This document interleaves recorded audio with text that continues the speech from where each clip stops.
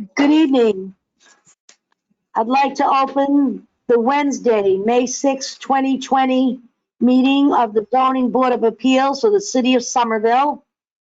We are at a virtual meeting link. It's been all set up through webinar by our staff. So without further ado, first point of business is approval of the minutes from April 22nd, 2020. Do we please have a motion from the clerk? Madam Chair, I make a motion that we approve the minutes of our regularly scheduled April 22nd, 2020 meeting.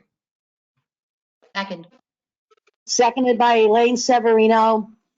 All in favor, as I go around the board here, please say aye and let the record show that Danielle, our clerk, is off tonight, and Josh Safdie will be our clerk this evening.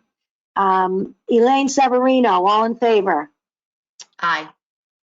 Josh Safdie. Aye. Ann Brockelman.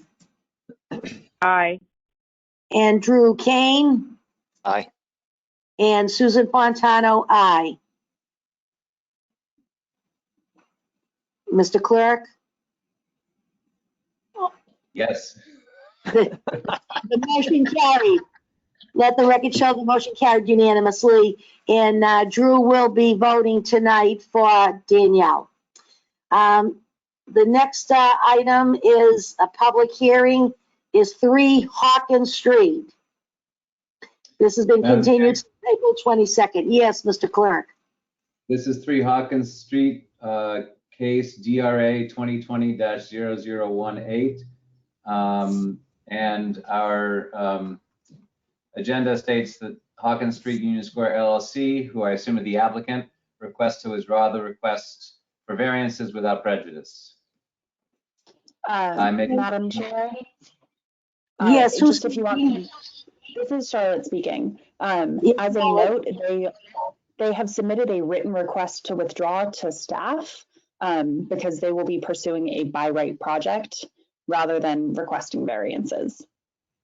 Great, thank you.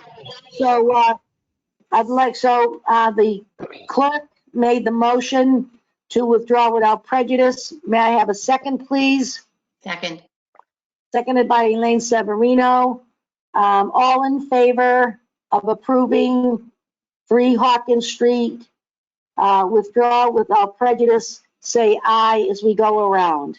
Elaine Severino, Aye. Josh Safdie, Aye. Drew Kane, Aye. Ann Brockelman, Aye. Susan Fontano, aye. Let the record show the motion carried 100%. Next case is ZBA 2018. This is 10-R1-6/19, 10 Oak Street. I understand from the preliminary information we got from staff that they, are they on board? Did they make it? Madam Chair, this is Charlotte speaking. Richard DiGiorno, the attorney for the case, is in the meeting and has been unmuted so he can present, answer any questions you may have. Great. Good evening, Mr. DiGiorno.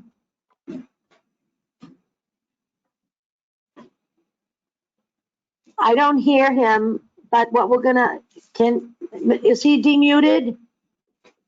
Madam Chair, this is Charlotte speaking. He is unmuted on my end.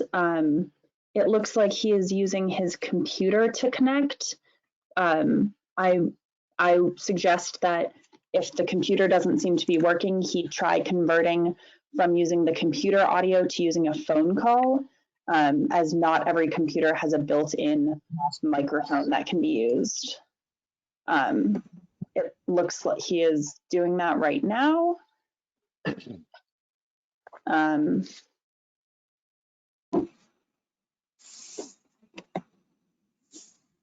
And once he enters his PIN, which, okay, he is self-muted but can unmute at any time. Good evening, Mr. DiGeronimo.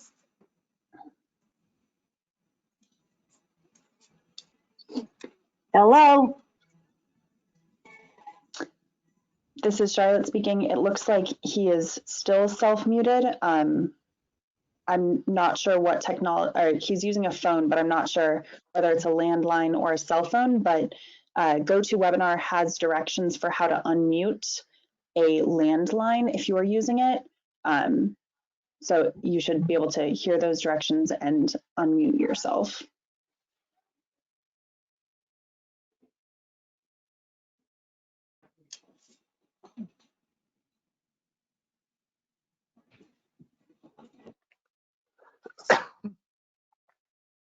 God bless. Thank you. So I'm choking on some water.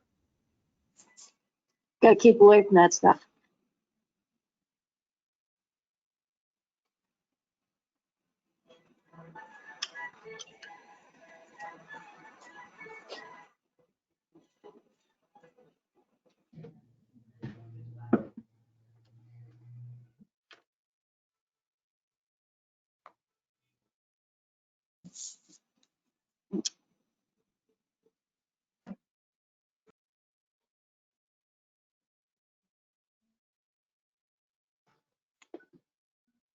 Charlotte?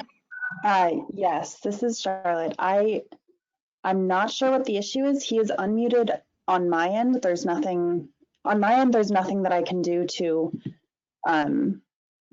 make him be able to be heard. It's Do you have a a card? problem on his end. Well, I I'm think, not sure what the problem is. all right.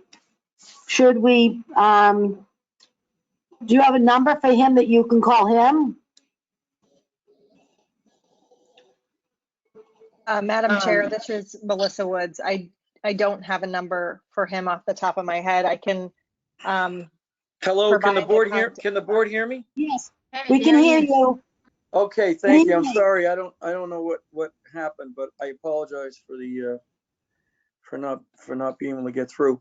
So, Rich DiGirolamo on behalf of the applicant 10 Oak Street LLC. We had previously, earlier in the week, sent in a request to continue this matter. However, earlier today, we sent over a communication asking that the matter be withdrawn without prejudice. The client is going to perhaps try to evaluate their options under the UR zoning district. So we will not be moving forward, Madam Chair, under the previous application where we were seeking revision to a previously issued special permit. Okay, thank you. Does anybody have any questions of the attorney now, or can we have the clerk make a motion? Yes, Josh? Madam Chair, I believe we received a letter today from an abutter expressing concerns about the condition of the site still. And I wonder if the attorney can tell us what this means for the future of the site, because it sounds to me like it's going to be a big hole in the ground for a while now, more if they've decided to pull the plug and start to see what they can do in a UR zoning district. Well, the problem we have, Madam Chair, through the chair on this case is that, quite honestly, unless there is a revision of the previously issued permit, which, you know, we've been told it's questionable that we can do that, there is no avenue for relief here because it was rezoned UR, and even under the UR, we would have to, you know, so essentially we have a non-buildable lot until we are able to get some relief from the board. So I don't know what you know, what could be done in terms of getting that site developed short term, but we are hoping to be back before the board probably in 2 meetings with a plan. Peter Quinn, the architect, is hoping to, is drawing up some schematics, and we are hoping that we can get back before the board, hopefully within 2 meetings, and try to pursue a project under the UR. So, Madam Chair, I don't know if you had a chance to look at the photographs that were sent from I the abutter, but I mean, they're basically looking at what looks to me like an algae-filled open trash pit and swimming pool. Yes, So Well, certainly I will encourage I will encourage the owner to rectify what, to make sure that the site is secure and to do whatever we have to do to, get the condition of the site in order pending our coming back before the board. I'd done that previously and I had hoped that was already done, but I will certainly reaffirm that to her tomorrow. Mr. Safdie, may I say something? The letter you're referring to is from Dorita Jaquith and Edward Marikovitz, and they're at 6 Oak. And the pictures, weren't nice. What, we can talk about the general litter and stuff like that, Mr. DiGeronimo, but what about that water? I realize it rains, but can we get some of it pumped out of there a little bit? Try and, Yeah, they've done it several times and I will certainly encourage them to keep doing that. I don't know if it was done recently, but I know in the past they were doing it literally, once a week for a period of time when it was raining pretty heavily.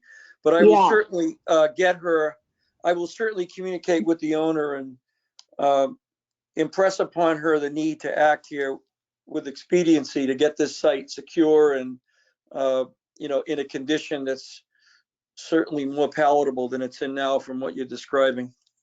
Right. It's a year, just about a year. And I think the contract you have has been on a little while as well. So if we're going to go forward with something new from Mr. Quinn, and, I hope all the soldiers are in order, so to speak, because as Josh brought up, it's been unpleasant. So No, I'm glad. understood. Yeah, I'm glad they withdraw and come back with something new, maybe something everybody can live with. Does anybody else have a comment for the attorney? Seeing none, we'll go right to Josh. Mr. Safdie, could we have a motion to withdraw, please? Madam Chair, in the matter of ZBA case number 2018-10-R1-619, 10 Oak Street, I make a motion that we accept the applicant's request to withdraw without prejudice. Second. Seconded by Elaine Severino. So in the matter of 10 Oak Street, ZBA 2018-10-R1-6/19, all in favor? I'll go around again because we're doing our virtual meeting here. Yay or nay? Elaine Severino, Aye. Josh Safdie, Aye. Drew Kane, Aye. Ann Brockelman, Aye. and Susan Fontano, aye. It's unanimous. The withdrawal without prejudice is approved. Good luck, Rich. Thank you. Thank you. Have a good evening. You too. Next case on the agenda is the 453 Somerville Avenue, ZBA 2019-114-R1. Madam Chair, this is Charlotte speaking. Jack Sod and Richard Nielsen, the applicant / owner and architect, are both on the call, and I am unmuting them right now. Beautiful. Good Hello, evening, Jack. hello, good evening. Good evening. Mr. I hope you, yes, this is Richard Nielsen. I'm the architect for the project at 453 Somerville Avenue. Good evening, everyone. I hope everyone is safe and well. We are, and you can, Melissa Woods, are you on hand? Madam Chair, yes, I'm here. And Okay. Charlotte, if you don't mind sharing your screen to bring up the updated plans and possibly staff report. Thank you. I can have the plans or the staff report up. I can only do one at a time, so just let me know the applicant or the board can let me know what they want to see, tell me to switch pages. Happy to do all of it.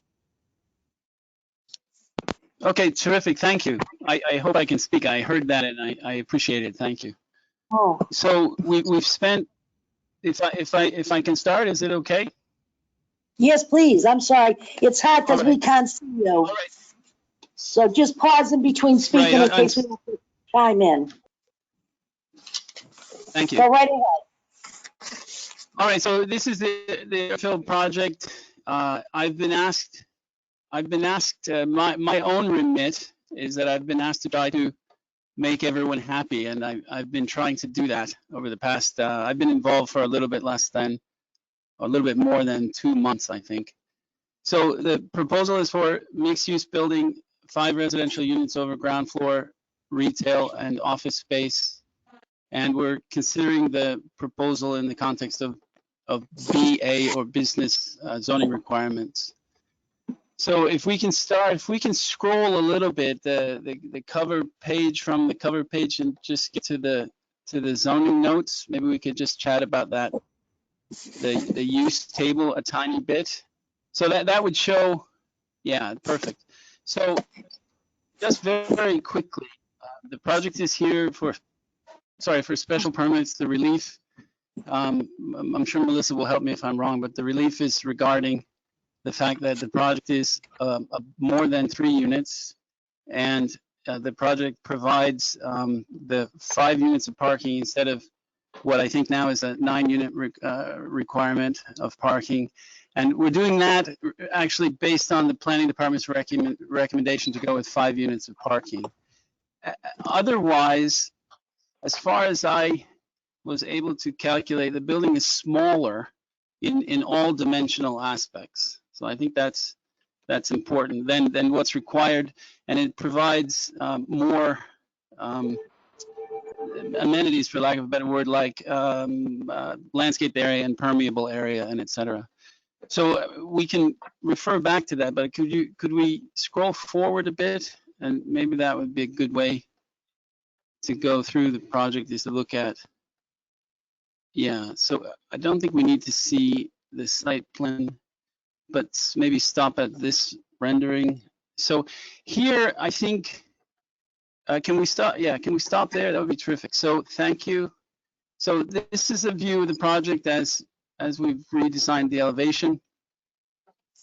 And I'll make a number of points here, if I may. So we adjusted the front yard to match the commercial building. I think it's 443, 447 are the addresses. It's the brick mixed-use building that you see to the right in the rendering.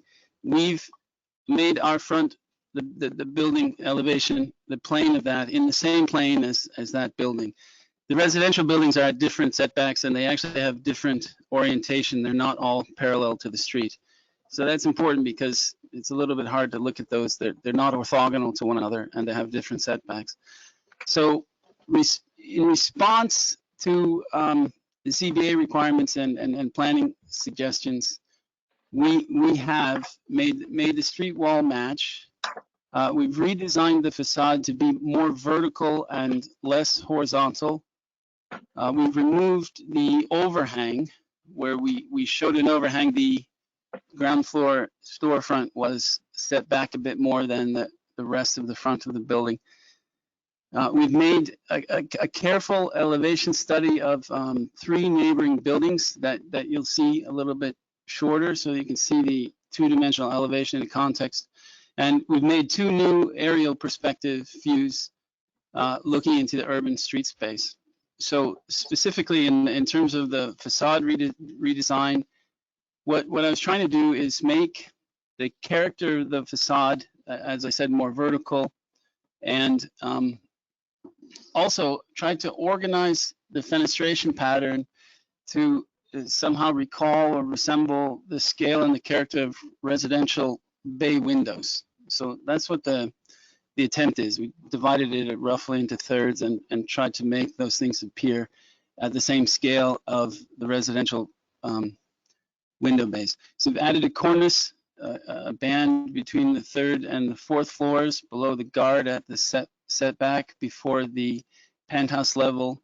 And that cornice is placed at a height which is between the cornices of the 2 adjacent residential buildings. Now, if I can say this about glass, as an urban designer, we're trying to accomplish a couple of things, use glass in some important ways. So at the perimeter of the building, above the low roofs where we have guards, we're using glass to bring the height of the building down and to allow access to the view of the sky and to allow sunlight to come into both the backyard space in the case of the back and also the street space in the case of the front setback. Also, we're trying to use the glass to encourage participation of the building occupants with the urban space. There is lots of data that says that if we have people participating in the urban space, eyes on the streets, they take ownership of it and take care of it better. It also becomes a safer and more active space when people participate in it. Also, I'm a LEED qualified, certified professional for some time since the 90s. And I can say that a large area of glass can have a lot of advantages. It can help us with natural daylighting, and with energy efficiency, we can use it for heating, and we can control it with treatments so that it doesn't disturb cooling. So if we can, maybe we can move on and scroll through the set. I think I've made the general points about the redesign. So could we scroll, just take a quick look at the other elevation? So can we just stop on that elevation view for a minute? I don't know if, Through the chair. I don't know if Please Hello? I don't know be if more the- direct with what pages you want. Telling me next page is less helpful than telling me please show the southwest pedestrian view. I just want to make sure this is going okay. efficiently. So that would All right, that would so- be helpful. Yeah, no, thank you very much. So I'm asking you to stop there just for a minute. I think the board members have probably previewed the project, but this is a good view to look at what we were trying to do with we're trying to adjust the street wall so that it picks up the street wall of the commercial brick building, and we're trying to make the height of the building at the cornice level, above the 3rd level, match the heights or be in context of the same height as the residential buildings. And we brought the storefront elevation at the ground level forward so that there isn't any overhang any longer. So can we have the next page?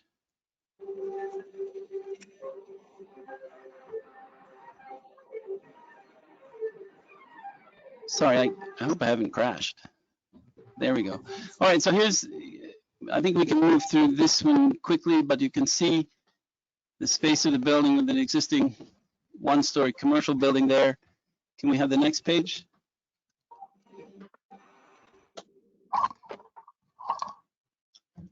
I'm sorry, this page, please. Thank you. Okay, terrific. So the new building in context. And the next page, Can I stop you there, please, Mr. Nielsen? please. Please. I just have a quick question, because I know we won't be able to find the page back. Could we go back to that page, please, Charlotte?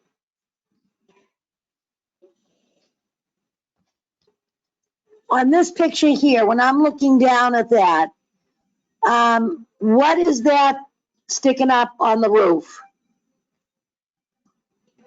Oh, I'm sorry. I'm not exactly sure what the size of the overrun would have to be, but there's an elevator in the building, so I've given it a small enclosure in case we need an overrun.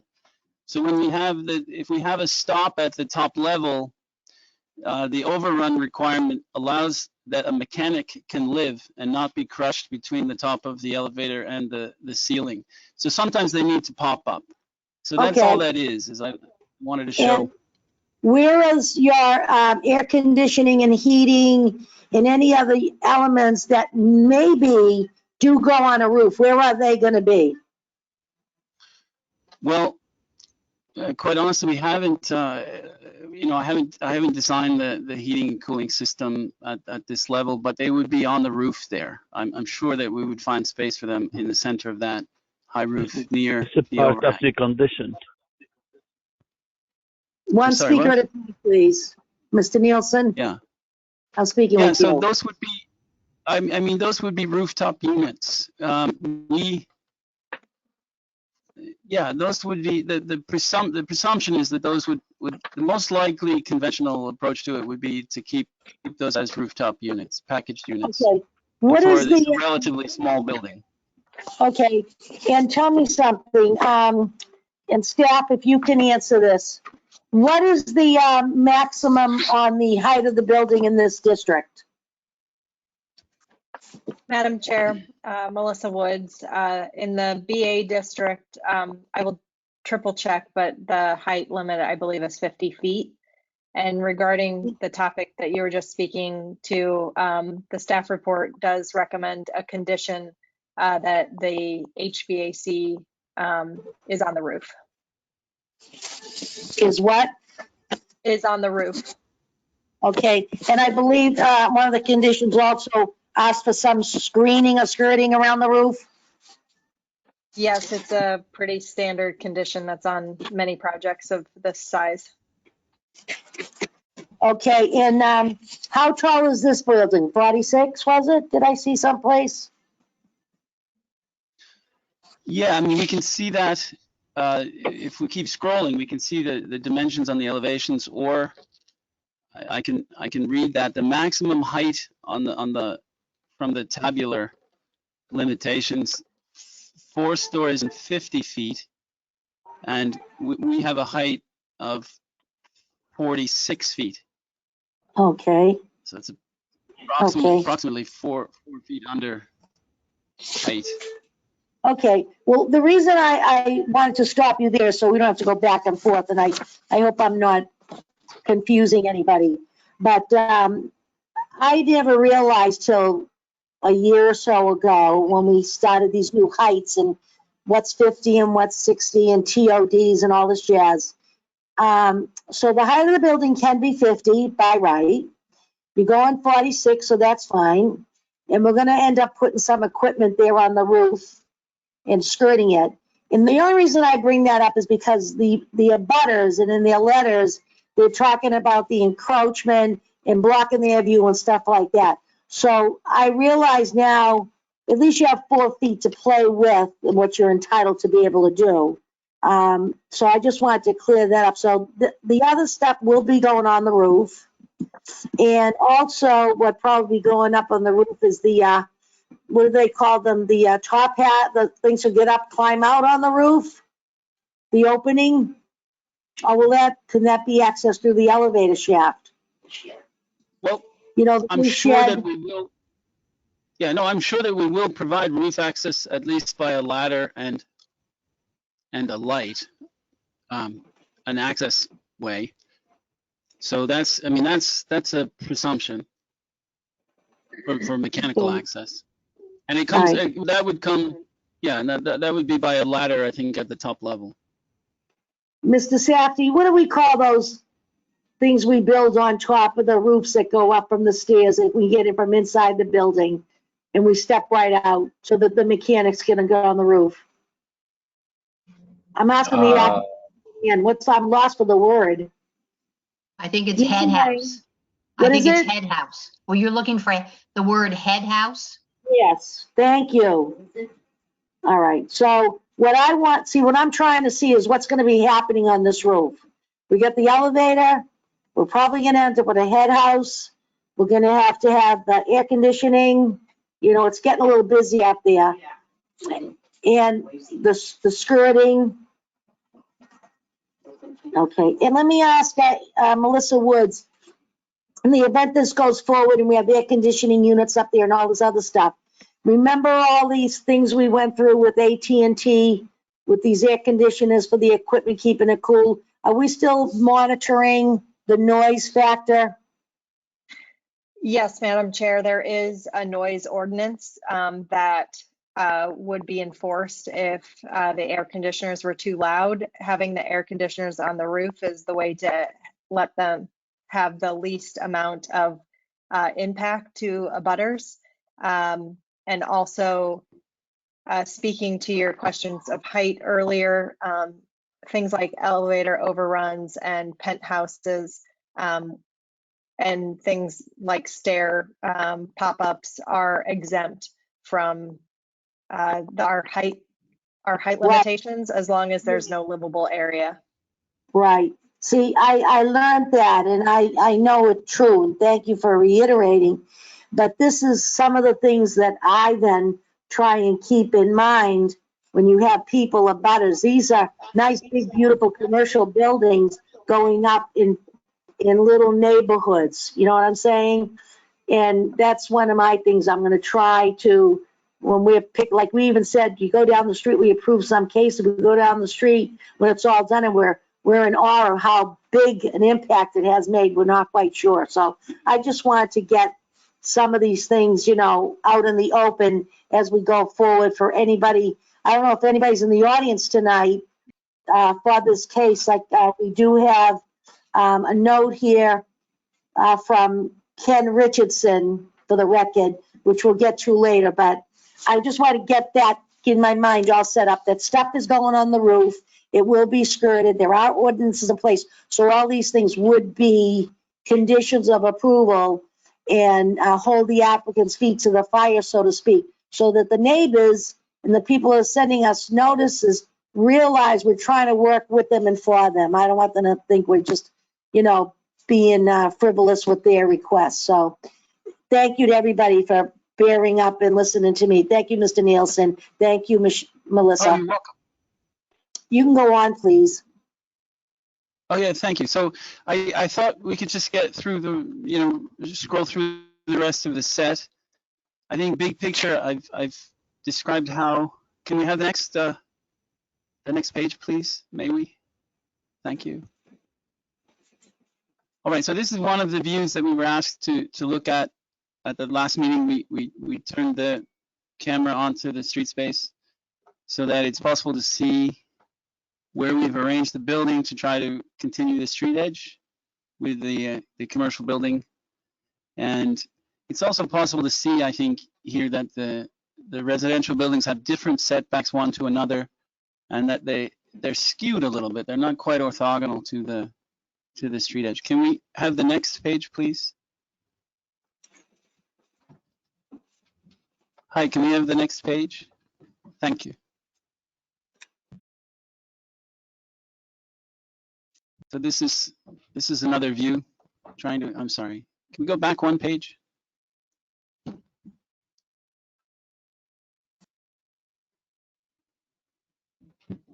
It may be that my connection is slow, but so I think that shows how we've tried to create the street space, the urban space with the position of the building.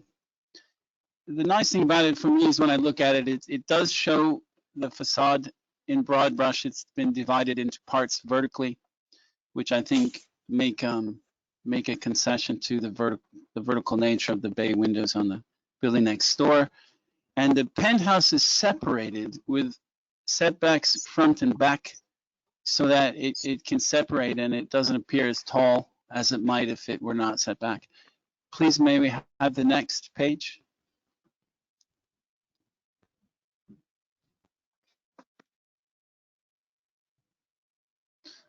All right, so thank you. So on the site plan, we've taken the planning department's recommendation to go with just the 5 units.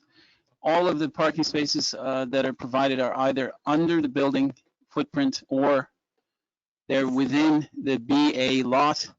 You may recall that there's a kind of separate lot in the back, and all of the setbacks that we have created are respecting the definition of the BA zoned lot only. So the residentially zoned lot, which is in the middle of the donut there, that Jack owns, is being excluded from all of the calculations, or rather from the setback considerations. And the 5 parking spaces are all on the forward, the front BA zoned lot. I just want to point out that in the back lot, the 15-foot setback that we provided is the setback that we say is Jack's setback from his own property. And the actual setback, instead of the 15-foot requirement, the backyard is actually over 40 feet. At the longest point, it's 43 feet or almost 44 feet of setback to the back of his residential property. And then the effective separation to the back of the buildings, which are across the donut space, is over 70 feet or even over 75 feet of effective setback. Now, on the top back of the building, we set back the penthouse. So the penthouse has a 30-foot setback also from the back of the BA lot only. So the effective setback is even much greater than that to the back wall of the penthouse. So in terms of privacy issues and those kinds of concerns about the open character of the space and all of that, the entire back lot really is much more generous in terms of open space and setbacks than the requirements would indicate that it should be. I think we can see the 2-foot 6-inch front setback, and then there is a front setback at the penthouse level, which is even greater. And we've done that in order to bring the height of the front of the building down so that it's really exactly comparable to the residential buildings which are on either side. Please, can we have the next?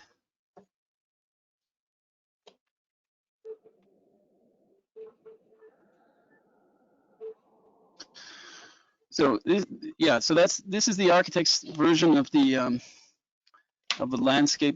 landscaping plan. So just in terms of the big picture issues, the zoning issues, the site area 4,912 square feet combined. The ground coverage area just roughly is a little over half, or 52%, where 80% is allowed in the table. The landscape area that's being provided is 1,700 square feet, a little more, or 35% of the lot area, where 10% is allowed. So it's a much greater landscape area than what's required in the tabular areas for the zone. The pervious area that's provided is 48%, nearly half the site, 2,300 square feet. There is no requirement in the table for BA for pervious area. Also, what we did is we codified the commitment. We committed in this drawing to 100% indigenous species. We've showed a fence, which is a 6-foot high cedar wooden fence, and we showed some natural plantings there. Also, we indicated, broadly speaking, the surfaces: landscaped area, permeable interlocking concrete pavements. All right, so may we have the next page?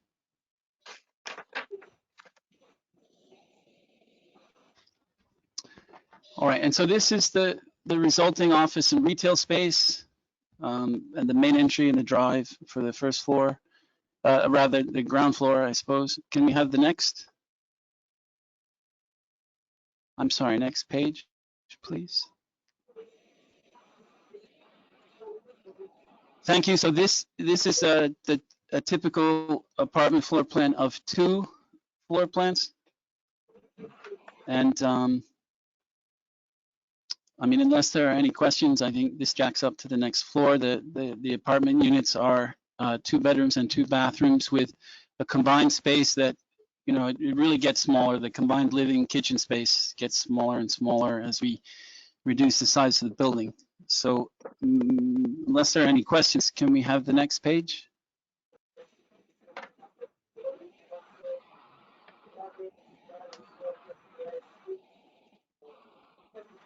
So apartments 3 and 4, this is the same floor plan. Can we have the next page?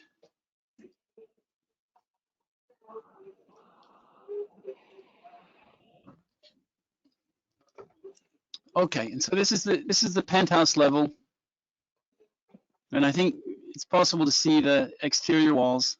So we can see the very large setback in the back and the setback in the front as well is indicated there. I can't quite see it, but I think it's 7 feet and 2 inches from the front lot line of the setback, which is a voluntary setback. I mean, we've done that in order to try to pick up a line which makes the top of the building really look as if it's an exact match in terms of scale, or a very close match in terms of scale to the residential buildings just on either side. And can we have the next page, please?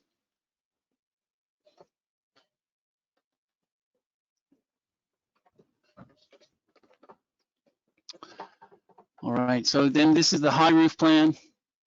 And what I've done here is I have shown a kind of overrun for the elevator, and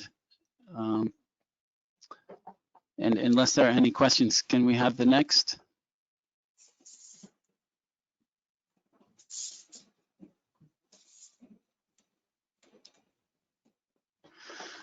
All right, so this is a study that I did carefully to show the relationship to the existing buildings. We're trying to get the scale. I was trying to get the scale of the elevation to work with the scale of the residential buildings.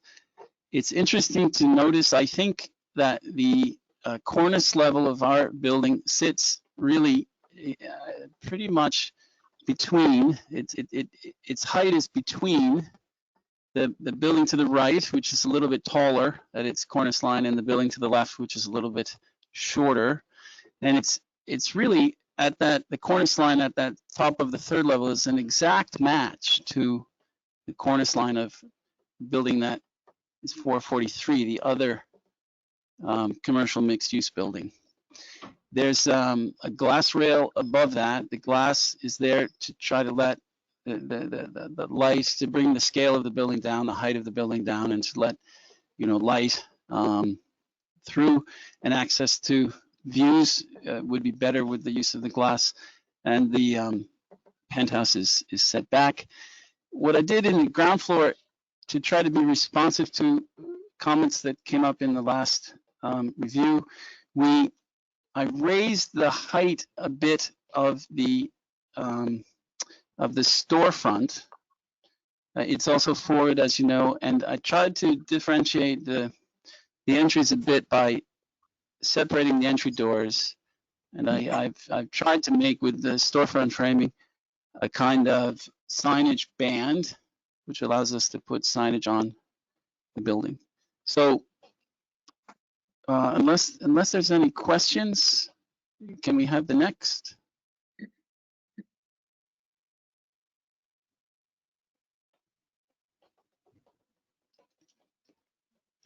Right, and so these will be the detailed elevations.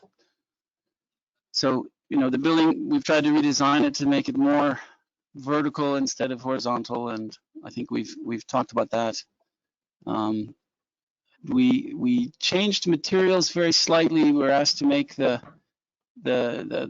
penthouse gray color a bit lighter. We have changed the design of the facade to be more vertical, and so we're trying to get to sort of reinstate in the facade the scale of the bay windows that are in the adjacent buildings. Can we have the next?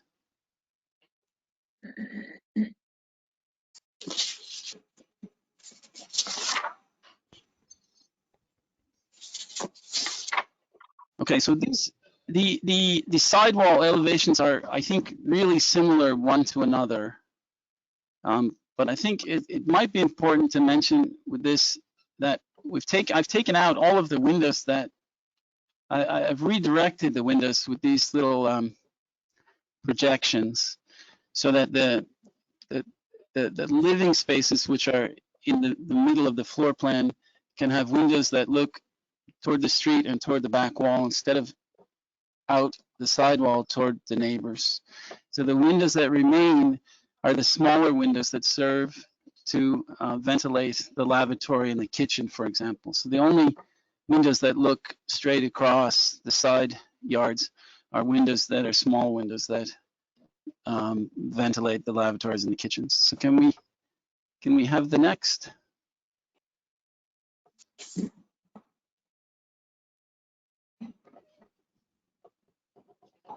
And this is the back elevation. So the larger windows are, you know, for the living spaces in the back. Yeah, so I'm not sure what else that I should say about that. I think we talked about the fact that the setbacks in the back to adjacent neighbors are much larger than, you know, the tabular requirement would indicate, for the reasons that we've talked about. So may we have the next? May we have the next page? Thank you. Okay, and so it's very similar to the other sidewall. At the penthouse, there's a little bit larger window because that serves a bedroom. But don't think there's any privacy issue there because the penthouse level is above the third level above the roof level of the adjacent buildings, the adjacent residential buildings. And may we have the next?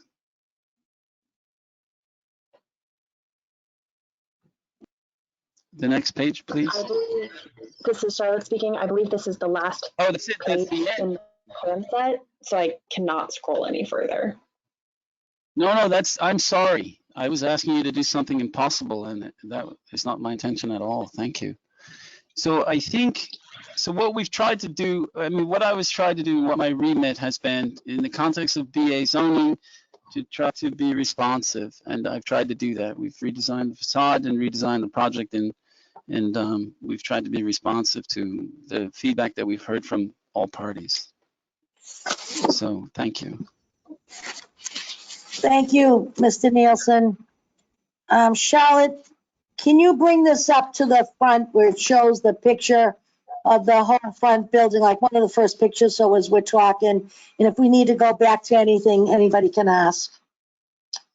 So I think my first question to you, Ms. Charlotte, is there anybody on board from the neighborhood that wanted to speak? And I'll let the record show that we did receive a email today from Ken Richardson. Did everybody receive your emails today? Yes, they're all saying yes. Thank you. So we don't need to read that out loud. This is Charlotte speaking. I have one, for members of the audience who would wish to speak, the way that we're doing it is you raise your virtual hand and I will unmute you one by one and give you 2 minutes to speak, and then we'll move on to the next person. And at this point, Tristan Doherty has raised his hand, so he is unmuted and able to speak. Hi, can you hear me? We can hear you. Excellent, thank you. I assume that Ken Richardson may also want to speak. I know he had difficulty at the last meeting, so hopefully he'll be able to get the hand raising operation done. The points I wanted to make, I think, first, I appreciate all the modifications that have been made. The building certainly looks a lot better than it did in its original form. I think there are still some concerns that I have. I'm looking through these plans and I see some inconsistencies and some questions that get raised. I guess there's 3 main points that seem inconsistent. The first is with holding of the street wall. In all the 3D views, it seems to show the building nicely holding the street wall with the 2 residential buildings and with the mixed-use building. But then if we go to the actual plan views, I believe it's AS001 and 011, it shows that this building is quite a bit closer to the street than in the 3D view. So I was just a bit confused by that. I don't know which is correct, if the 3D views are inaccurate or if the plan view isn't showing accurately where the building sits. Here you see how much further it juts out as compared to the 2 residential buildings to the left and the right. And so it just seems inconsistent with the 3D views. The second point that I saw as sort of unclear, the side projections on the 2nd and 3rd floor They're missing in many views, and sort of, for example, the front elevation views, you don't see them in there, the AE 211 and 201 and 203. I just don't know if these drawings are accurate or not, how that's going to impact what the building actually looks like in real life. These aren't necessarily going to show us what it looks like. And then sort of thirdly, along a similar vein to that, is that machinery penthouse on the roof. Yeah, here, I guess this is the side projections. You can see that it's not on one side of the building and it is on the other. So just sort of a point of note, and I'm not sure what impact that has on the look and the feel of the building. And the final point that I had was about the machinery penthouse, and you can see here that it's also not included on this view, and what impact that's going to have. I realize that it's excluded from the maximum height of the building, but I would make a point that it does, as the chair mentioned, have a strong impact on the abutters and on how much of shadow this building casts and how big it seems to the rest of us around.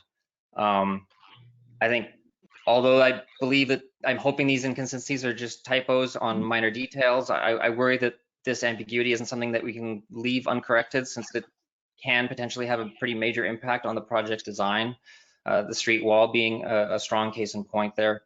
I think the history of this case, and given several comments that I heard from the board in previous sessions regarding incomplete or not quite consistent drawings having negative outcomes when the project was finished, I think that a properly detailed and updated set of plans is pretty fair to ask for. There's a lot of ambiguous details here. That's my main comment here. Secondly, I just want to sort of reiterate what we've said again and again as abutters, that we still remain strongly against the fourth floor. They've done a lot of work to make this fourth floor kind of try and disappear and pull away from the street and not look as obtrusive as it is, but the fact remains that it's still going to block our light. It doesn't matter if it's a light color, it's still going to block our light. It's still going to be a lot more massive over our backyards, and so that's something I think we remain against. It's also going to be the only fourth-floor building as far as I can see. So I guess that's the I think this has been more than 2 minutes, and someone else has raised their hand. So if you are willing, I will move on to the next abutter. Yes, thank you. Tristan Doherty, Unit 2R, 5 Granite Street. Thank you very much. Thank you. Howard Frazen, you raised your hand briefly. Was that accidental or intentional? You are unmuted if you would like to speak. Sure. I'm still trying to understand how the parking works in the back. There's that one detailed picture, but then there's none of the other pictures sort of incorporate the parking, and it's not clear in terms of like what kind of barrier there is for the abutters that are close to that. Just to be really clear, if you're talking about consistency, there are no houses anywhere surrounding this property that have parking in the back. So that would be completely different than what we have. And I guess just to follow through with that, and this sort of fits with what Tristan was saying, having 5 units increases the density of the area. I'm not really sure why we're rushing to something like that, considering the circumstances that we're in right now. Somerville is the most densely populated municipality in all of New England. Why would you be approving the idea of increasing that density at a time like this? It seems surprising to me. I mentioned the parking because so many of my neighbors spend the little time they can outside in their yards, and all our yards are going to be surrounding the parking of this building. So I do hope that you will. I think that the architect has worked hard, and I really appreciate the chairwoman acknowledging our concerns. It's really important. I'm the newest person in the area. I support whatever my neighbors want, but consistently there's been real concern about such a large building, and I hope you'll sort of consider what we've said. Thank you. Howard, really quickly, can you state your address for the record? Right, Yeah, I'm thank you. 22 Knapp Street. Thank you. And the Um, last Madam- name, His last name is Frazin, Frazin. We have Okay. another person who has raised their hand, Ken and Leah Richardson. They are unmuted. And can you please state your name for the record before you start speaking? Sure thing, and thank you. This is Ken Richardson at 24 Knapp Street, behind the building next to Howard Frazin. I was the one that sent in the email this morning or last night, but I just wanted to sort of reiterate what Tristan had said about, you know, the height of this building is going to directly impact us. I know in the first couple of meetings, Jack was asked for shadow studies that were not the homemade ones from the first meeting. So I don't think we ever saw any of these shadow studies to see how they're going to impact the surrounding buildings for us, the abutters. And I just would like to see those if possible. And I also submitted some photography packets early on. And I just wanted to also reiterate that going from this block all the way down to Union Square, which is many blocks, this will be the only 4-story building on that block. So I do believe that the scale is a little larger than we need in the neighborhood, and it's going to definitely negatively impact all of us surrounding. So thank you. thank you. Madam Chair, or through the chair, if there is anyone who has not yet spoken who would like to speak on this case, please raise your hand and I will unmute you. I see no one who has not spoken raising their hand. Thank you, Charlotte. So, I guess the next step would be to have Mr. Nielsen, respond to this. And Melissa, Woods, if you want to chime in anytime. So let me ask this of Melissa, the staff person.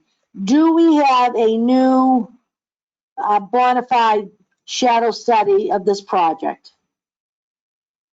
Madam Chair, we do not. The building form has decreased in size from the initial shadow study that you saw. So I didn't hear, and I'm sorry if maybe that was my mistake, any call for a new shadow study. In the last meeting or two, the shadows of the proposed building will be less impactful than the previous proposal because they're no longer seeking that variance for rear yard setback. The size of the building has decreased. Oh, okay, good. So the ones we have, they are legit.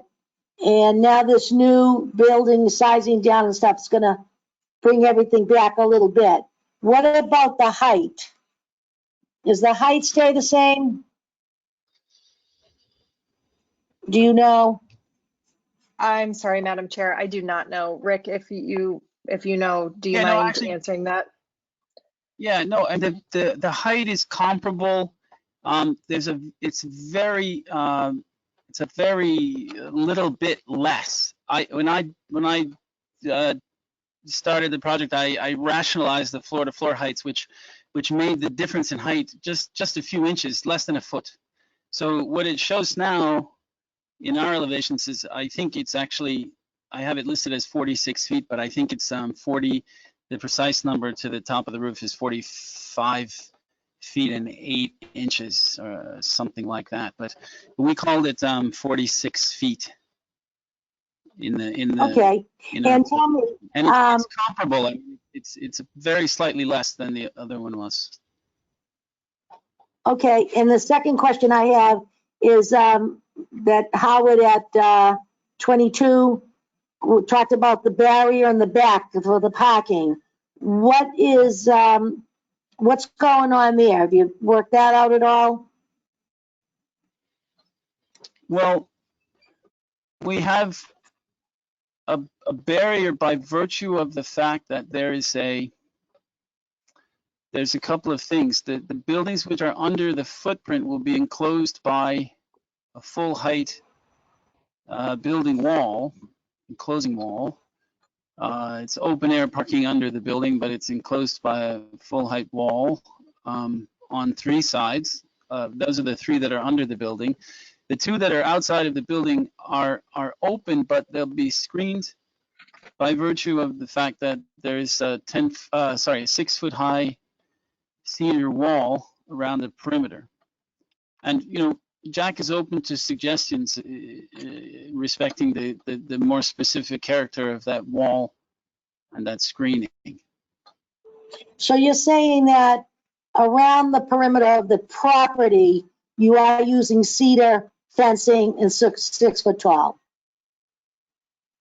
Yes.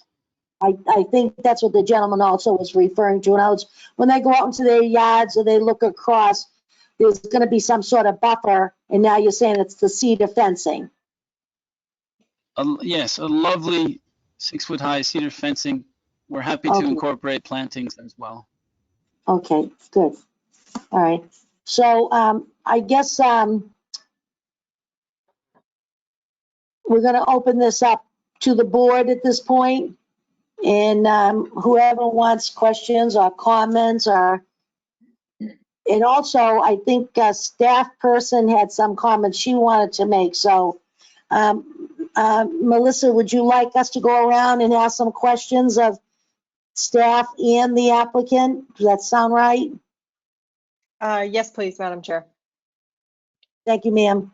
So we'll go around. Whoever would like to speak first, raise your hand. Elaine Severino. Especially the picture that's up right now. I think I agree with the neighbors. I know a lot of improvements have been made. Things have been lined up in the street level, and first stories and second stories and third stories lined up to the buildings left and right. That top level just bothers me. It just pops up out of nowhere. I know they're within the height limit. We saw one of the pictures, a colored drawing or picture photograph of the street view. And as you look down and see the other buildings, this one comes along and it looks lovely lined up on a 3-story level. And just that pop up in the middle to the penthouse, I just find overbearing. It's like something, it appears to me that something was just plopped on the top of that roof. It just doesn't appear to me to fit in along with the rest of the buildings lined up on the street, as well as this new one. I didn't know if the parking could be changed in the back. I know that we've talked about enlarging the retail space. I know probably they need all these units to make it monetarily feasible. But if retail was enlarged, maybe we could take off that top level. I'm not quite sure, but like the neighbors, I don't like that penthouse level. Thank you. Melissa? May I say something? Yes. Madam Chair, may I say something? I'm the applicant. Who's speaking? Who's speaking? Jack. Jack Saad, the applicant. May I say something? Yeah, no, you have to speak through your agent, Mr. Nielsen. That was the deal. Mr. Nielsen? Okay, well, I think just to respond to the comments, thank you for the comments, but it wouldn't be an economic trade, and it would very likely, I mean, it does very likely make the project uneconomic to, it's not a trade penthouse unit for the ground floor retail. So I don't think we've reduced the project so much that the apartments are really as small as they can be to make a project work. So I don't think that one would work.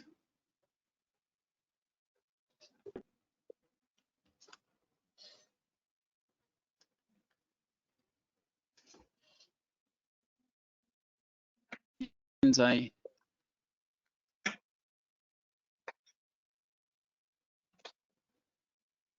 Hi, do I miss you? If I could answer any other questions, I'm happy to. I think we might have lost Susan.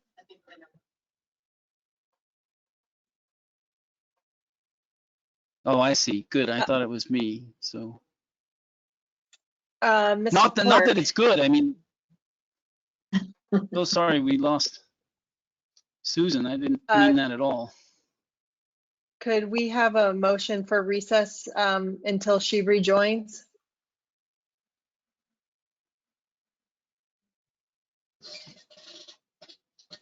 I make a motion that we take a brief recess while we try to get the chair back online. Second. Who was Staff, that? is she back?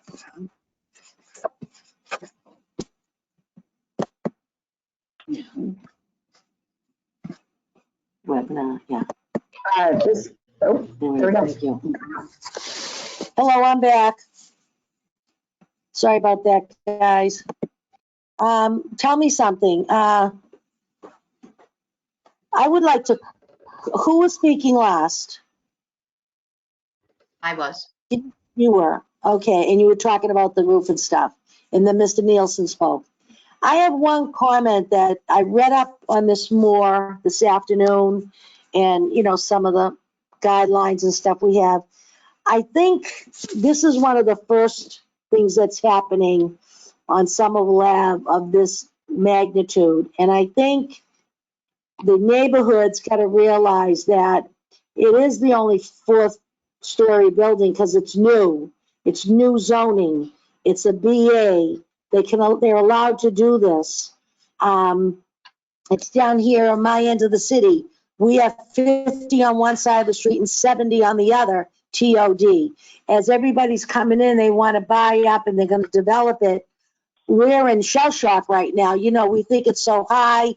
We don't like the back. We're losing out. All the things you're saying, you folks out there, I hear you and I understand it because I'm living it also. I live in the neighborhood. I live down in East Somerville.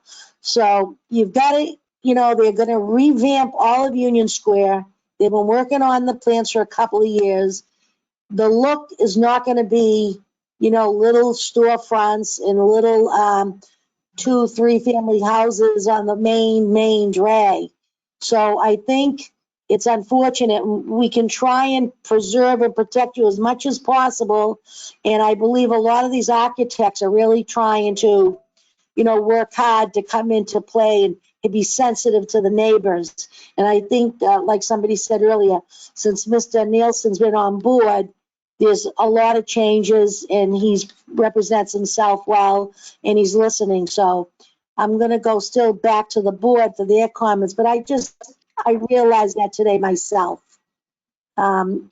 Melissa, is there anything you'd like to say right now, or should we continue back with the board? Sure.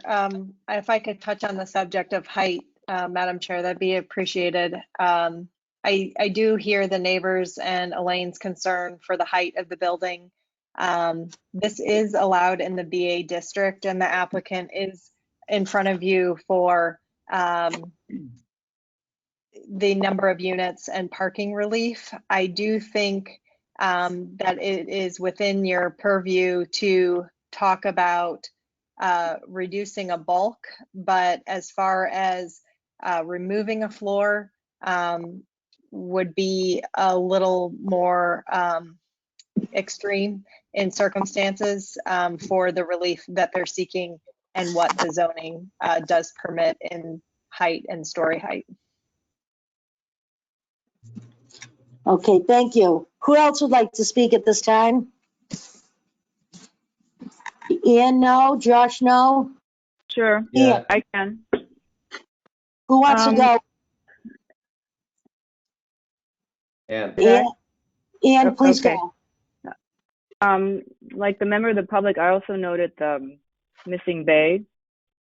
Thank you for the street elevation view. It really, does allow us to understand the building better in its context. And you've drawn the neighbors in a very detailed and careful way, so that's really appreciated. I have to say, I don't have a problem with a fourth story. I think the impact from the street when you're looking up, the more it steps back, the more it will disappear. You may not see it as much because of this straight on projection elevation, which we would never experience in real life. And also that it is, eventually more buildings will get built and or replaced up to 4 stories. So I think it's not fitting yet visually because it's ahead of its time. That's fine with me. I have more of a general question, and maybe it's philosophical. I mean, what happens when everyone has 0 lot line, especially on the side, and you come in? Does it become a party wall situation then if your neighbor's 0 lot and you want to be 0 lot or very close? Or should we use, or it's always up to the board's judgment? I think I'm not in favor of the bay windows being on the lot line. When you go back to the existing site plan, it's less than 2 feet from the neighbors because they are so close. And I'd like to know if that's a window, if the neighbor has a window right there, which is going to be now 2 feet from your building, they can reach out and touch your building. And then the other consideration, even though I think having a window on the side as a reveal when the bay window pops out is a nice, clever idea, that would have to be fire-rated glass as well, correct? But I want to go back to this question of, this 0 lot line that everyone's allowed. Is it just whoever's there first? That's kind of my question. I'd like to hear what other board members think. And then I have a few more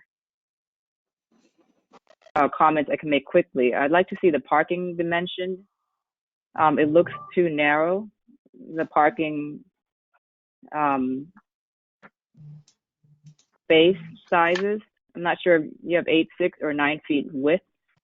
And then the landscape plan, it's really just a diagram with the intention to landscape, but to me, that's not an actual landscape plan.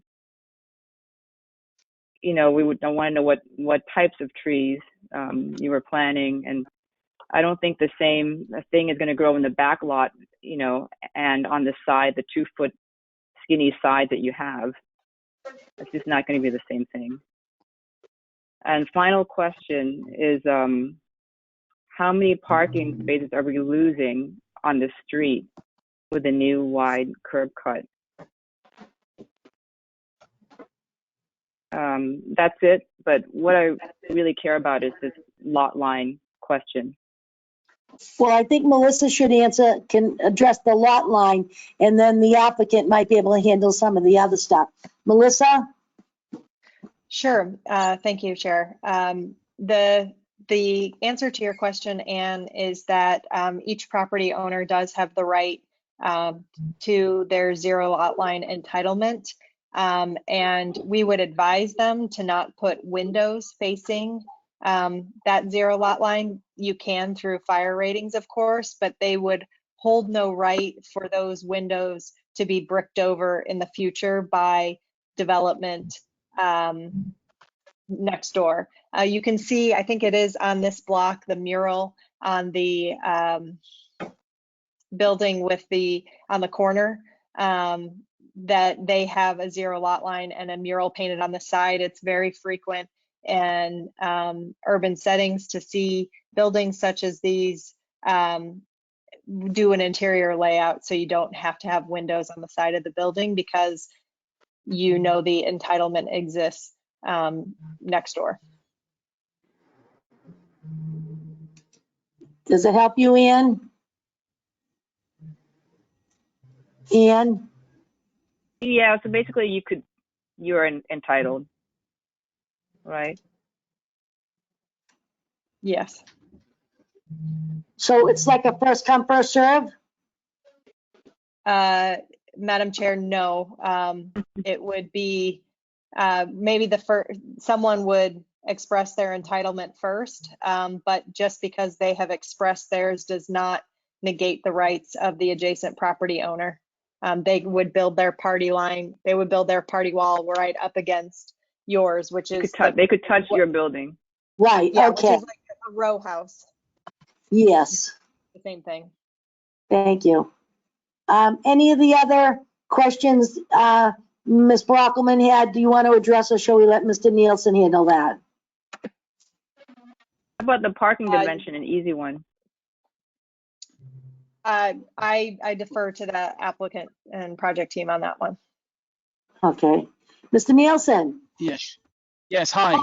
I Yeah, hope you so- heard all of Ann Brockelman's comments. Number one, I think she's asking about the parking dimensions. Is that it? Right. AS001, So, AS001, that's 15-foot dimension. I know it's not dimension, it's not, yeah, I mean, it's showing scale, right? If you need 18.5 feet for 2 spots or 19 feet. I mean, 18 or right. 17 Well, and a half. right. These are all Compact. greater than 8 foot wide spaces. So they are smaller spaces. They're compact spaces. Which And is so 8 feet? there is a little bit of pavement. There is a little bit of pavement that would go, that goes above that goes beyond the BA lot line in the back. But eight greater. They're all greater than 8 feet. The spaces.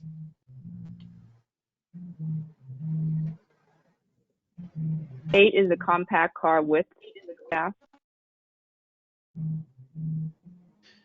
Yeah, is that right? I mean, Melissa will understand perfectly, I'm sure, but yeah, I understand that 8 is a compact width.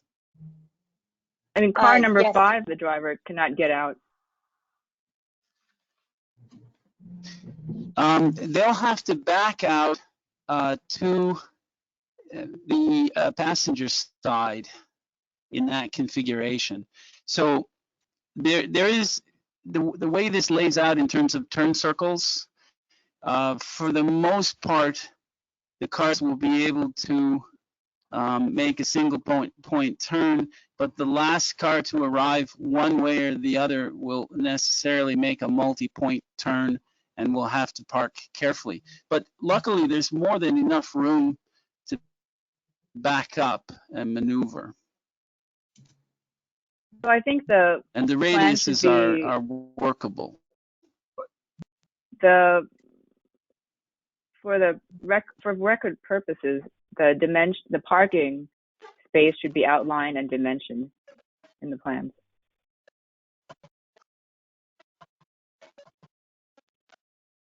Fine, Okay, I'm happy to do that. all right. So, staff, we're saying to condition that, I think that's what you're asking for, Ann Brockelman? Yes.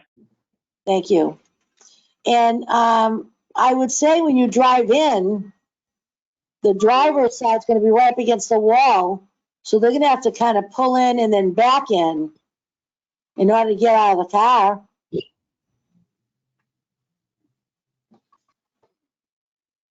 Yeah, I mean, there's that turn for number 5 is definitely too sharp to make in a single point. If that's the last car to arrive, they'll have to make a multi-point turn. So they'll have to turn and back and then pull in. It's possible that they Okay. could back in. They could drive to the back of the lot and back in Back to that in. spot. There'd be enough. Okay, But happily, those are very tight under the building. But happily, there's enough room to maneuver behind the cars. okay. There's more than a And, minimal amount We're behind. Okay, and what's going on with the landscaping plan?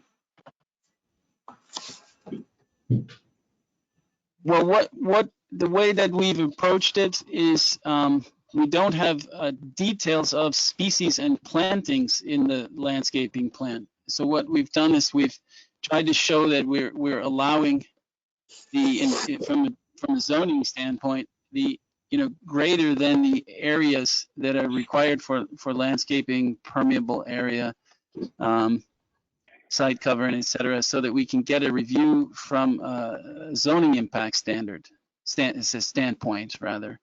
And we're open to providing more detail on the planting. There's a requirement in the report for more detail in the planting, and that's perfectly acceptable. From our standpoint, that's perfect. Is that one of the conditions? Because I see condition number 20, and it says landscaping shall be installed and maintained, but that's our normal comment. Is it under something else, miscellaneous? Does Melissa Woods, is there an additional? Madam Chair, I'll get the number for you, but we did put in the staff report a recommendation that the applicant submit a landscape plan done by a licensed landscape architect. Okay. I see for the sign. Yeah, because I think that Elaine and Ann would be happy with that. I understand it's kind of early in the process, and with the cars, who knew what plan we were going to go in and stuff like.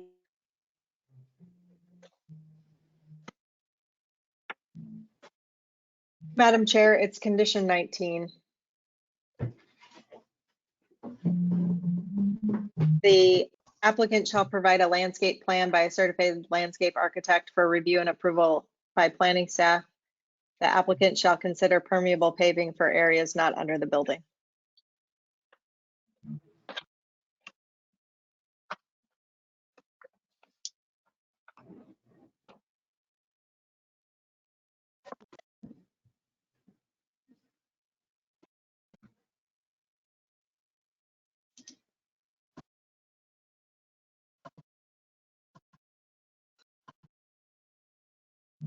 The chair frozen. I think so.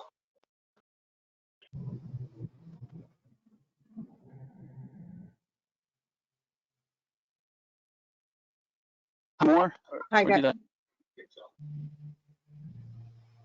Is that okay? I mean, we provide things and there's no perfectly willing. Should we, Melissa, this is Drew, should we pause and Susan just cut out? Yes, please. I would start the motion for recess and we'll see if she's fast enough to join before you get through it. Josh, do you need to do that? Yeah, I'll move to take a brief recess until we get the chair back online. Yeah. I'm here. See, Just when we thought we had a all I have to bathroom. do is make a motion and she comes back. I'm getting on this. I'm getting to be a techie. I'm sorry. Please go on. Yep. So who'd like to go? I'd like to make a comment. I can't get my hand in the air. Okay.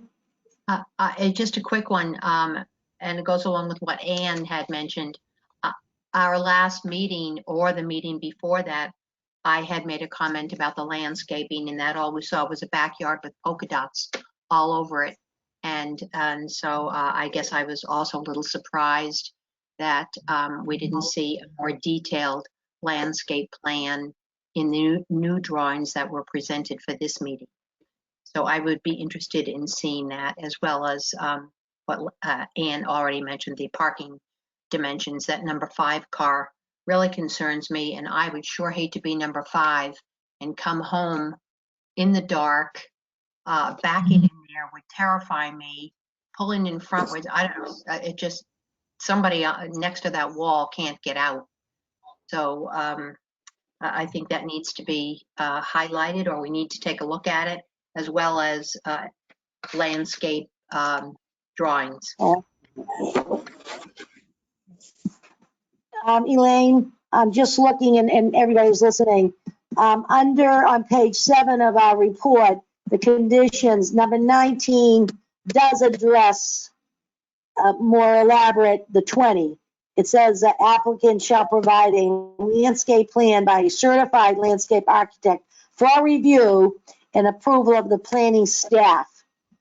This applicant shall consider permeable pavers for the area not under the building.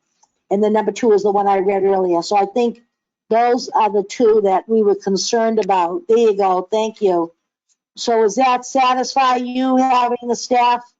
And it says right there, it's the planning board, number 19 and 20 address the landscaping issue. So would you be happy with that, you 2 ladies, that the staff would take care of that on the species and stuff? Because they're also got to talk about the tree on the street. They're going to be addressing that as well. That's another condition. So is that all right with you, Elaine? Yeah, I guess so. I think we don't probably have as many things to do on a project as we used to. I mean, we used to really require that we see all this, but perhaps that's not required of us any longer since we've had the change in zoning. I guess I'm disappointed that I won't see it. And planning certainly has heard our concerns. So we'll take care of the fact that we need to see some kind of landscaping and species and parking space dimensions. And I guess that is no longer in our purview. Thank you, Elaine. Ian, what do you think about this parking, to go back to that issue? I mean, with the board in general, well, let me say, does anybody else have an issue with this layout of the parking in the back? Josh? Well, I had a comment, which is that I think Ann's right that seeing the spaces actually striped and dimensioned would help. But also, I think that the cars may be very wide actually in the drawing. And I think that if the cars were parked so that they were centered in the spaces, it wouldn't actually look so bad to us. If it's an 8-foot stall, that's what you get in any commercial parking lot. And even when another car parks right on the line, yeah, it's a neck, but you can still get out of the car. You know what I mean? So I mean, I don't think that the parking situation is quite as bad as the drawing makes it look. I just think the drawing could have been executed better. You agree, Ann? Yes, but on the landscape, I just want to remind us that this is under the old permit. So I think Elaine, if you and Drew want to see a landscape plan, I think it's perfectly within our purview to request that. I mean, again, I say there's a difference between a tree and a hydrangea bushes. So that, right. And this is a leftover case from last year. So I think if you want to see it, we should just ask for it. Thank you. Josh? We're picking at small stuff, but I have a couple other larger things that I wanted to bring up. Yeah. Okay. And Melissa, maybe if you wouldn't mind going to page 13 of the PDF, or AS001.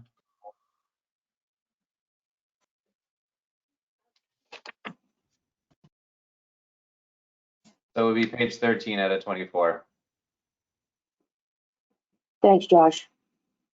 So, we asked to see a project which does a better job of observing and aligning itself with the street wall. And it seems that the architect has elected to use the commercial building, which is quite a distance away, as the element by which he's defining the street wall. But I think that this drawing, and I think, Elaine, you were getting at this a little bit earlier when you were talking about the size of the building and the top floor relative to the rest. in my mind, you know, if you look at the neighbor, let's call it to the north of this, there's no north arrow on the plan, but let's just pretend the top of the sheet is north. So if you look at the neighbor to the north, you know, that part that's closest to the street is just a one-story addition. The part that bumps out on the side away from the project is a bay window. And so the street wall is actually really significantly further back from the sidewalk. And the same is true on the southerly neighbor's side. So on the southerly neighbor, you can see the front elevation with the half a hexagon bay window, right? It's the line further away from the street which forms the street wall, not the bay window that pops out. And so to me, this project doesn't do what we asked for at all, right? And I think it's exacerbated up on the 4th floor. And so Melissa, if you wouldn't mind going now to page 18 of 24.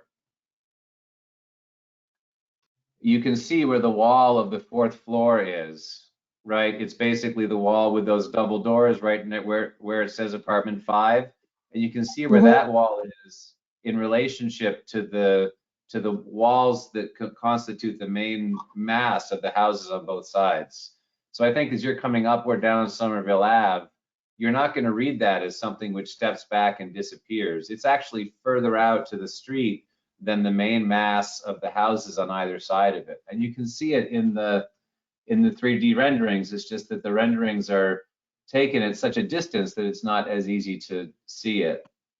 But Melissa, if you wouldn't mind going to page 11 of 24.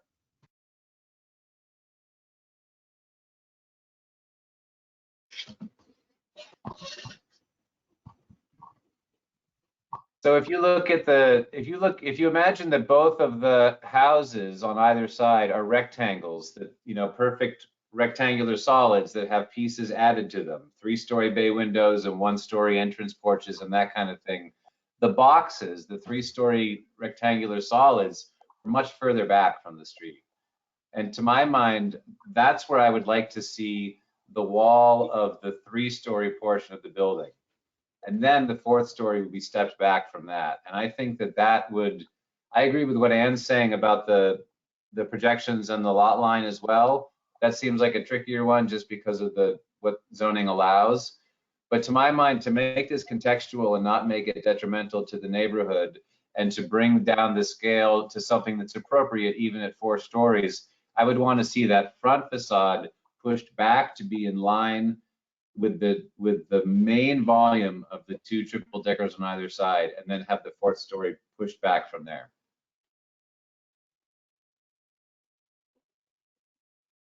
And is that what you were getting at last meeting, or do you feel like taking the street edge from the commercial building is a reasonable approach? No, you're right. That is exactly what I meant and asked for. I was just picking my battles. Can I make a point? Yes. Can I? Okay. So those 2 residential buildings have uniquely deep front lawns.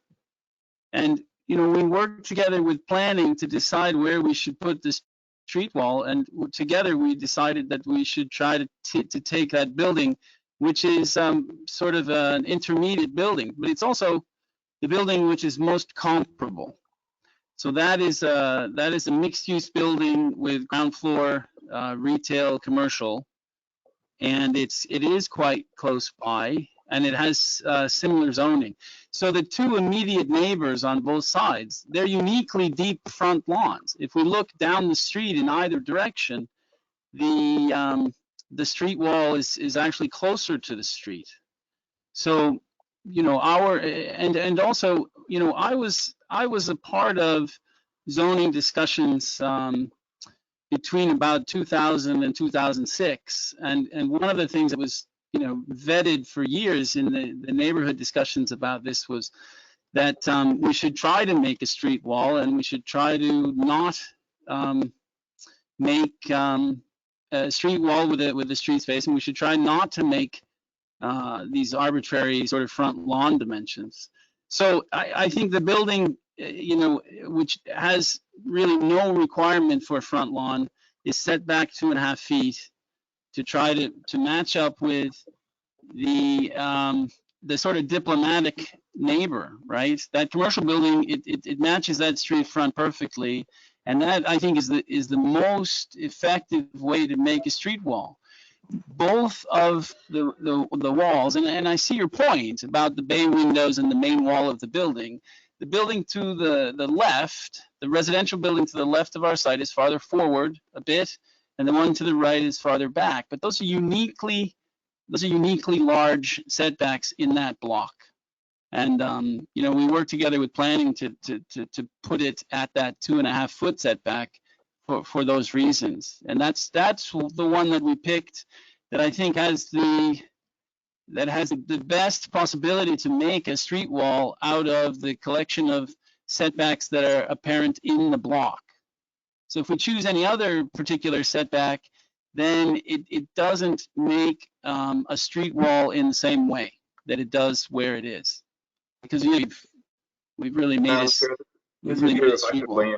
If I could weigh in on it as well too, because I actually had mentioned it last week along with Ann, and I actually disagree with Josh on this point. I think that those two adjacent buildings are a bit of an anomaly along Somerville Ave there. I think there's more consistency, as the applicant was just saying, with the rest of the buildings being closer to the built-to line, the back of the sidewalk. A lot of times in zoning, you'll negotiate between what might be an anomalous building that's set back further than what's actually the required or permissible zoning. So it might be that there's some negotiating room there, but I'd be hesitant to push the building back as far as Josh is suggesting. I think that's actually more disruptive to the experience of the street.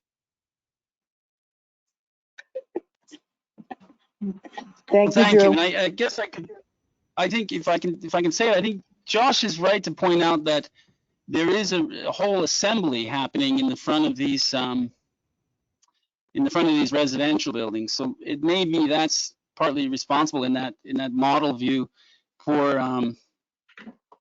the reading of the street wall to get lost, because they have not only the bay windows, but they have large porches. They have large steps, which are large and modeled. Really different character than the character of the building that we were talking about when we talked about the BA zoning and the commercial corridor zoning and things like that. So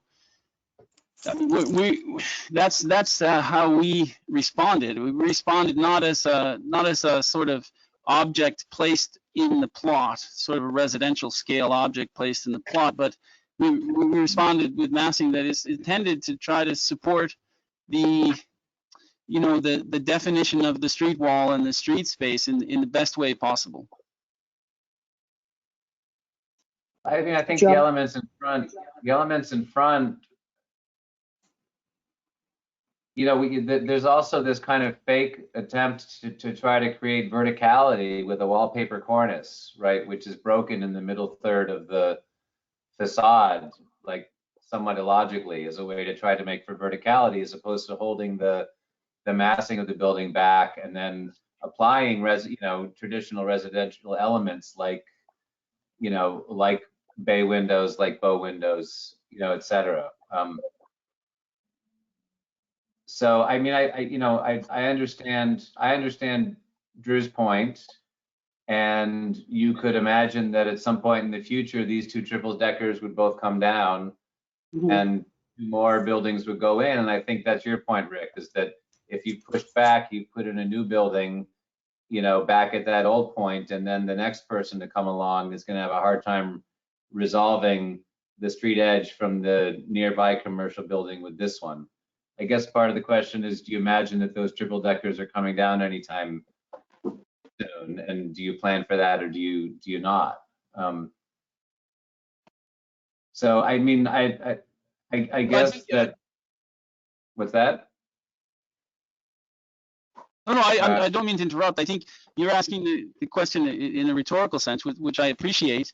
I mean, I wish the buildings a long life. I don't expect that they'll come down or they won't. I mean, I think in the very long term, I think we have long-term residents that own the building, so there are going to be some estate issues before too long. I wish everyone very long and happy lives, but I think estate issues with buildings like that in disrepair do tend to encourage redevelopment. And I think the whole direction of the square going forward is about more commercial development. And I think the chairwoman spoke to that earlier. I think the whole direction of the square is to buildings that make street spaces that have zero side lot setbacks and no front lawns at all. So, you know, the project has given up quite a lot of space in the back. I mean, there's a really huge, I mean, what we call in urban design, that donut space in the back. There's a really huge open area in the back that was, in a sense, it was given up. It makes the project really borderline uneconomic. And but the front wall, I mean, if we were to set it back even farther, you would lose some number of bedrooms, 4 bedrooms, 6 bedrooms, something like that. The impact of it economically doesn't necessarily work. But I can say from my participation in you know, around the turn of the century, with when Jim Kostaris was here, I facilitated meetings in the square, and one of the things that we were really trying to do was trying to set up zoning that would allow a higher density of building near the squares and to create lower parking ratios.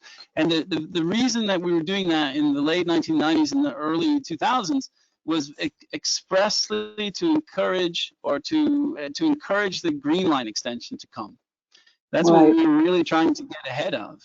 And I think, you know, the zoning that we had, the BA zoning was pretty good zoning, and I don't think we changed that too much in 2000, but we did create zoning like the commercial corridor. At least we sort of got ahead of that zoning, and I think Monica Lamboy was in when that actually became part of the zoning code.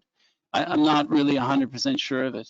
But so I think, you know, it was something like almost 20 years ago, but here I am with the building, and we're trying to design a building really that answers that call. And I greatly appreciate the desire to have a consistent street space, but I think it's tricky to make it between those two buildings, because, you know, the two residential buildings are anomalous in the same way that Drew is talking about it. They're different setbacks. Madam and Chair. if we follow those, I'm Yes, sorry. I hear Melissa.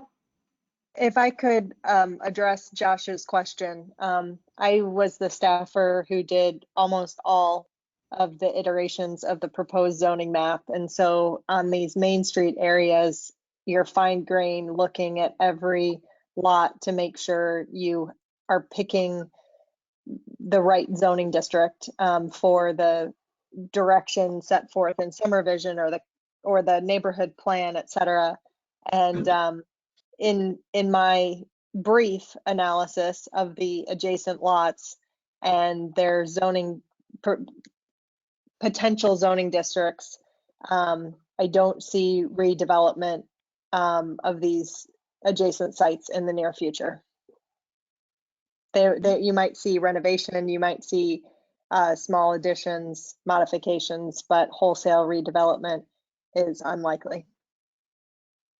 And now that I say that, I just jinx myself to be wrong. But in my analysis, that's what I think would happen. Thank you. I'd like to weigh in on just one comment before we go further, is that I understood with the Summer Vision and a lot of this rezoning and the TOD and the Green Line and, you know, just subways, we're trying to have people get out of cars and, you know, use the public transportation or bike or walk.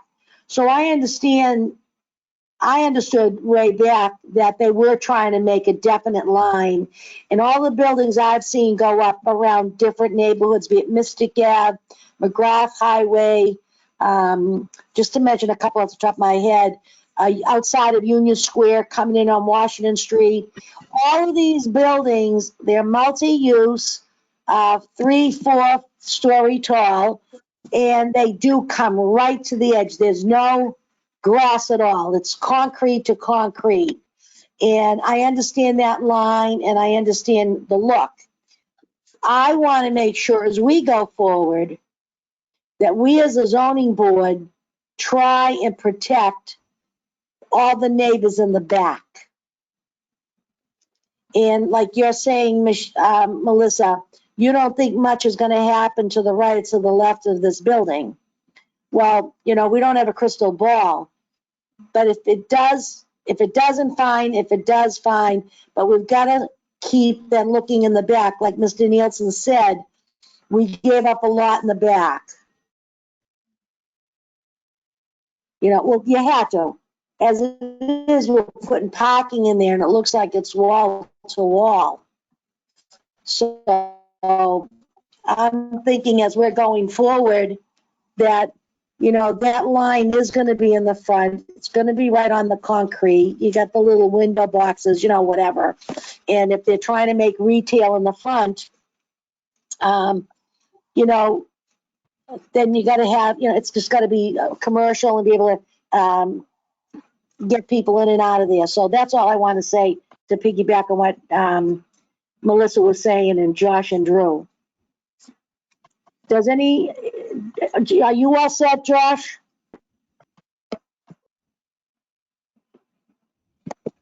Yes, I am. Oh, rats. Okay. Any other comments you have about any other part of the project? Right now? No. Ian does. Ian. Madam Chair, you know, I appreciate everyone's discussion on the street wall. I mean, that's the reason why I saw it as a compromise. You know, the second story used to come all the way to the lot line in front, the last iteration. I'm just not comfortable with the bay windows being that close to the neighbor, because I think that is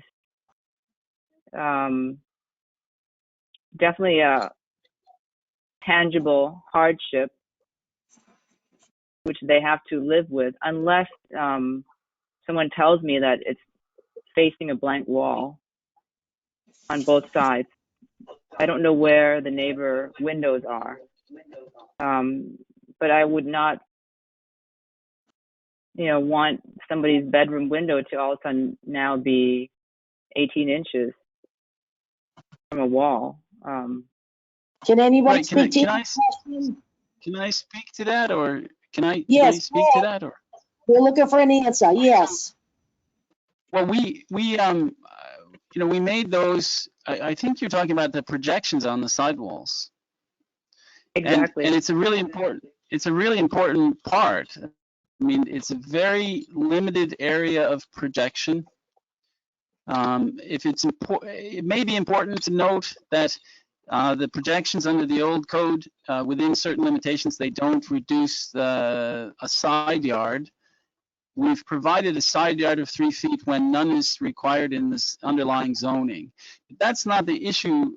I mean, that's not the point that I really want to make. The point that I really want to make is the windows in the residential buildings, which are in the middle of the sidewall, they tend to be spaces like bathrooms. And those buildings have also front-facing and back-facing windows, which are alternative. And the windows in the middle tend to be windows that are used more for ventilation in washrooms and kitchens. And so what the opaque wall does, what that wall does, is it allows us to point the living space windows in the bedroom forward and backward. And so, there is not much setback just at the very small bit of projection. But in terms of privacy, I think it creates a big benefit. And you mentioned also a concern about fire safety. That's absolutely a concern for us. The building will have a sprinkler system, fully automated sprinkler system. So when we talk about ratings, fire ratings are applied in a certain context, and in terms of safety, we hang our hats, so to speak, on the presence of a sprinkler system. The sprinkler systems are really excellent at protecting loss of life and property. And whether it's a fire rating or a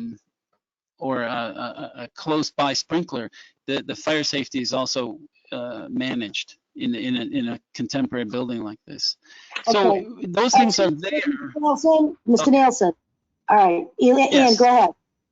Ian. I think it's a very clever move of the building on its own.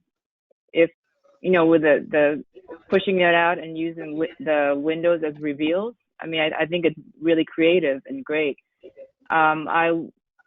It just happens to be near the abutters, so I would want confirmation that it's not, that those windows where the bay windows are facing are not in a regularly occupied space. You had said that probably they are stairwells or bathrooms. Is there a way to confirm I'm that? judging. Yeah, no. Well, I haven't been inside the spaces, but I would certify it based on the photographic survey we were able to make. I mean, we didn't have access to enter the buildings or survey them, but based on the fact that the windows are small, just a small number of windows, very closely placed, they look like bathroom kitchen windows. They look like windows actually on the sides that those adjacent properties could do without entirely, because the spaces generally will have access to lights or borrowed lights that go forward and backwards. And you know, if it's a small window that's important for ventilation in a space like a kitchen or a washroom, you know, it doesn't have to be glazed. It could just be a vent. But you know, that's the kind of windows that I saw when we created that solution. And you know, we were struggling really to make the bedrooms viable in this proposal. We're struggling to make those bedrooms viable. And this is one of the things that we came up with that allows us to give away 3 feet on both sides. They don't go all the way down to the floor, and they don't extend up to the 4th floor. They're only the 2 stories, the 2 middle stories of the proposal. You can walk underneath them. Mr. Nielsen, Yes. could I interrupt you for a moment? Ian, I'm looking at today, the report from April 30th, the front, the picture there. And to the right, there's that building. And you can see on that 2nd and 3rd floor, 2, like one of the windows looks like a small window, like it would be a bathroom window. And then the 2 beside it going back, they look like standard windows. That might be a bedroom, you know, I don't think the kitchen's either in the back or the front usually in these houses. And there's 2 side windows there, and the 2nd and the 3rd floor are the same. See the report that you have for today, the picture? Yeah. You know, I understand. So I would just like that confirmed. I mean, I see AC units sticking out as well. So I think if the architect could, or at least show us even photos, you know, where you think your bay window lands. And can I ask another question? How many units is allowed here? Is this a variance for number of units as well? Staff? No. Madam Chair, to answer Ann's question, this is a special permit for 5 units. In our old zoning code, which this is being permitted under, any project over 3 units required either a special permit or a special permit with site review. So this being 5 units in the BA zone is a special permit for the use. So just the fact that it's above 3 is triggering the special permit review, not that above 3 is not allowed. Correct. Okay, thank you. So that's all that's in front of us. Melissa Woods? You also, Madam Chair, have some relief in front of you related to number of parking and dimensions of the parking for the compact spaces, but yes, that is all. Okay. You know what I'd like to have in the future, if you folks in the office can do that? have the legal notice right here in front of us on our staff report? Will do. Okay, so we're talking, special permit because it's over 3 and they need 5 units BA zone. We have a, what's the request on the parking? It's a relief for number of spaces. And it's been a moving target because as the building changes sizes, the retail and office space on the first floor parking requirement changes, but they cannot request for more than 6 spaces of relief. Okay, And the parking dimensions. And those are those compact spaces that were requested to be dimensioned on the plan. Right. Now a regular spot is how big? 9 by 18. And a, compact? Compact can go down to 8 by 16. Thank you. And so you're saying you'd like to see what, him to come forward to show you? Some pictures or something? What are you asking for? Yeah. On both Why don't you sides. start so we can make a note of that?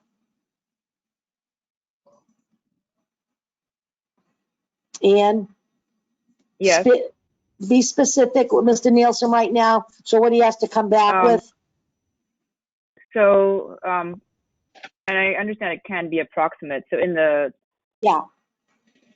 plan on page, 1 second. AE 102,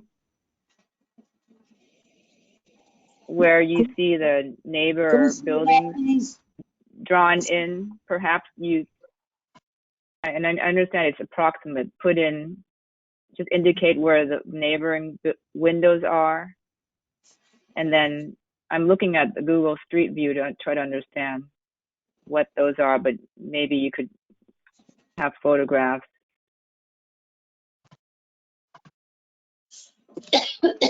Sure. Is that all? We Is that have- all he needs to get back to you about? And I mean, we have photographs available.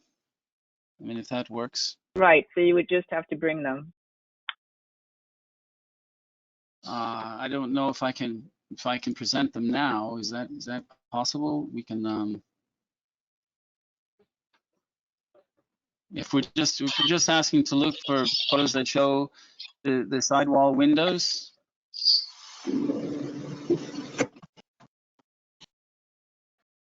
Is that the question? I mean, we can show that. I think We're trying to that can become. understand whether Sure. windows in your property are going to have blank walls to them. I'm sorry, I didn't hear that last. Was that?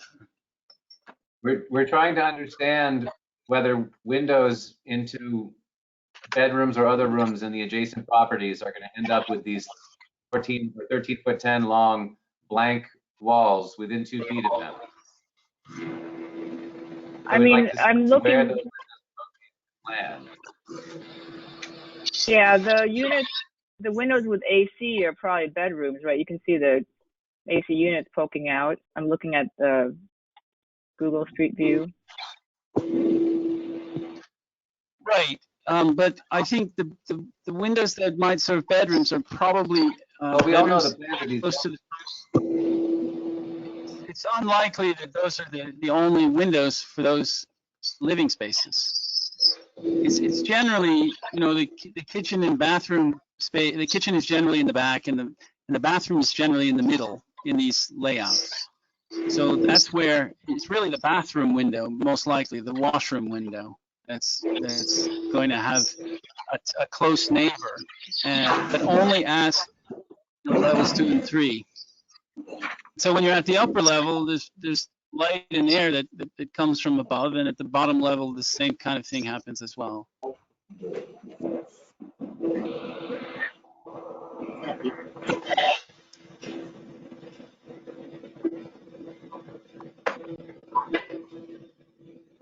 I lost you for a couple of minutes, but I'm back. Where are we? Who's speaking? Ian, you all set? I mean, I understand it's perfectly clear what Mr. Nielsen's saying. I would just like that documented and confirmed. I mean, it's not just going to be all verbal. Thank you. Well, what I'm trying to do is I'm just trying to find, yeah, thank you. I'm just trying to find the right photograph. I mean, I took I did do a very Madam Chair, if I may, thorough photographic we're search. not asking for Mr. photographs Nielsen, here. Mr. We're not asking Nielsen, for photographs, we're asking for drawings. Mr. Nielsen. The clock is ticking. This Yeah. thing that we were gonna Hello? do for 15, 20 minutes weeks ago is really Yes, getting hello? laborious. Hello, can you hear me? Hello? Melissa We can. Woods? I hear you, Chair. Okay. So what I'm saying is that I don't want to We keep made beating this up and looking at the pictures right. No, just Mr. Hello? Nielsen. Can you hear me? Can you hear us? No response. Is he muted? Yes. Yes, I hear you. Okay, beautiful. All right. So right now, we don't care about pictures. You've got to get something for us to see. I want you to listen to what Ian Brockman requested, and we're going to move on to somebody else. This is like getting to be the, 453 show. This was supposed to come back to see if we wanted to reconsider something. Well, now we're going beyond this. I understand you're making great strides, and we're really getting down the nitty gritty here that the board will take a vote. So, Ian, you know what you requested. You told them Yes, that. dash the window in this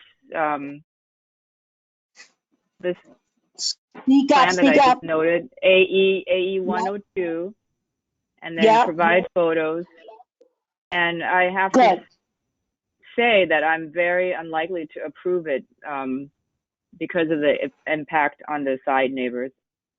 Okay. I'm just not comfortable Thank doing you. that to the neighbors. Thank you. Okay, Melissa Woods, are you taking this down? Absolutely, Listen- Madam Chair. Yes, no, I'm taking And it down, but can I Charlie, just ask, can just a we moment. just ask to, People, could I have a little order, please? A little order. Mr. Nielsen, I'll call on you when I want you to speak. Let me get this straightened out. Madam Chair. So, Melissa Woods, you're all set. Now I'm looking for Charlotte. Charlotte, you have this, you're backing Melissa up? I am, and Madam Chair, I have temporarily muted everyone but the board. So if you wish to ask a question, just say that and I will let anyone who you wish to speak. Awesome, thank you so much. So Ian, you're all set with the AE 102, the photos, and Melissa, do you think that's an unusual request? No, I don't see.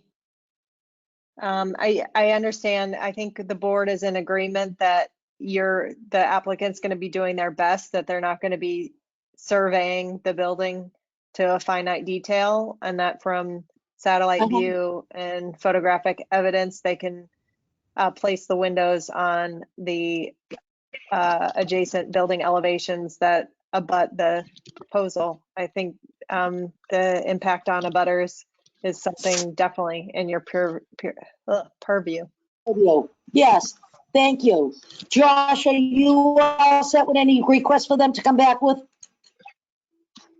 I don't like this project. I think it's Okay. still way out of scale, so, but I mean, I don't think that's very helpful feedback, so I hear my colleagues' points about the front wall of the building. I suppose I could live with that, but I might like to see the top floor pushed further back. I mean, it's less than 5 feet from the upper floor. It doesn't really make a big difference. So that might be another way to scale it down. Looking at this floor plan, I don't buy the arguments that things couldn't be reduced without jeopardizing the project. There's a lot of extra circulation space in these units, lots of hallways, lots of closets. They're trying to fit 2 side-by-side units in 40 feet, and that can be a challenge, but that's also a testament and the fact that it might be just too big a project. But so I don't buy the argument that it can't be reduced in size. I think at the very least, I would want to see the top story reduced. I thank you for your input. As an architect, I see Ann shaking her head. Staff, is Mr. Nielsen, can he hear us? Madam Chair, Mr. Nielsen can hear us. He just cannot speak in right now. I have temporarily muted him to Thank keep you. order. I just want to make sure he was tuned in. So Ian, you're saying, no, Josh isn't comfortable with the size of the project, could be made smaller still.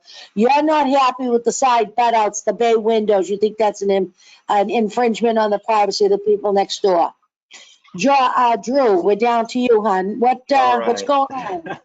How you doing?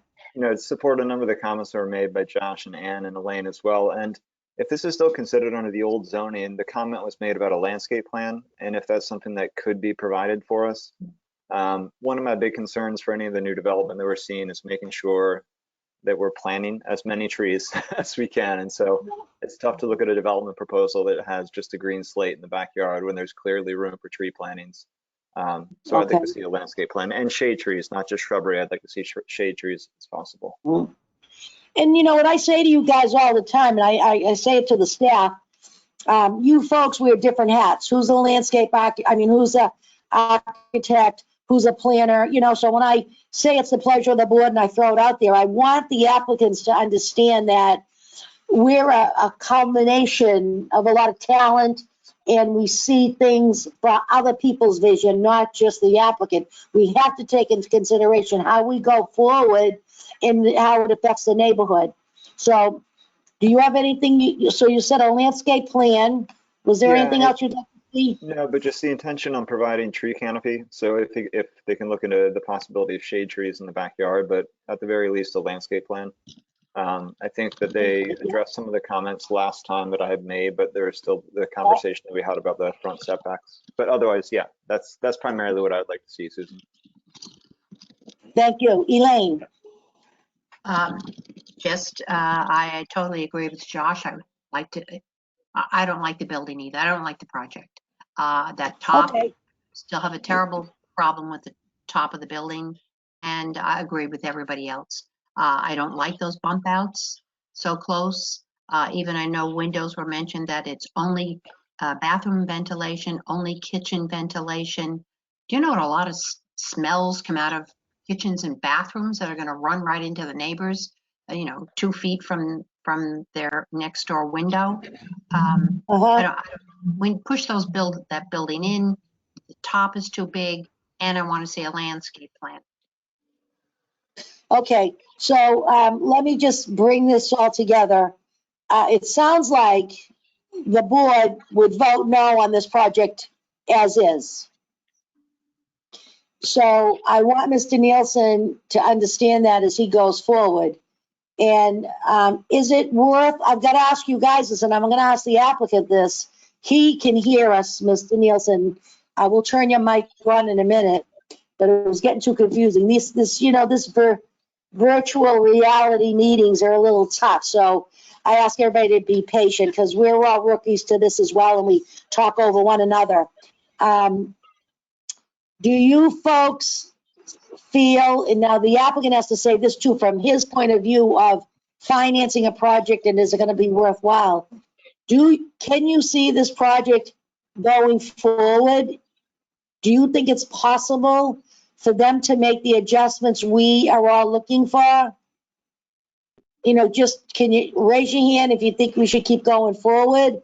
Or is this man, they're beating their head against a rock? You know what I'm saying? If you had to vote tonight, you'd all vote no. I think.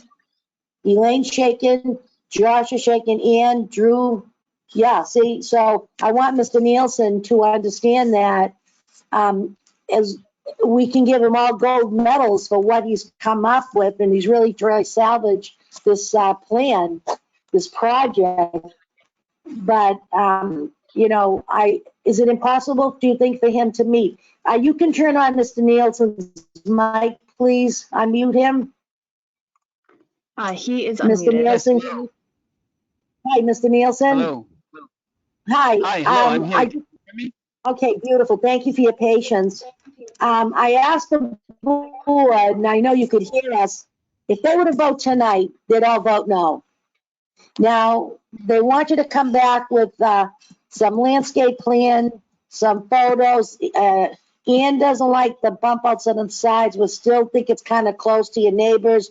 You heard Josh, you've got to go away tonight, and with your clients, you guys have to sit down and make a real harsh reality of whether you're gonna go forward.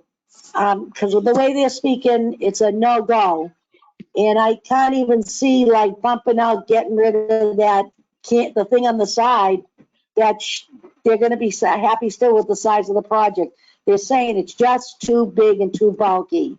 So I think we don't need to hear from you anymore tonight, unfortunately.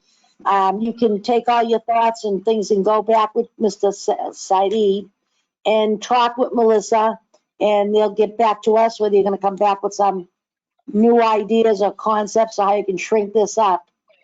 So I'm sorry to say that, a lot of the things you did, you cleared the air for us, and we can see a lot of things you've done. And I see that staff, Melissa has a whole itinerary here of 34 conditions. And Melissa, I did find some that I was looking for. Thank you very much.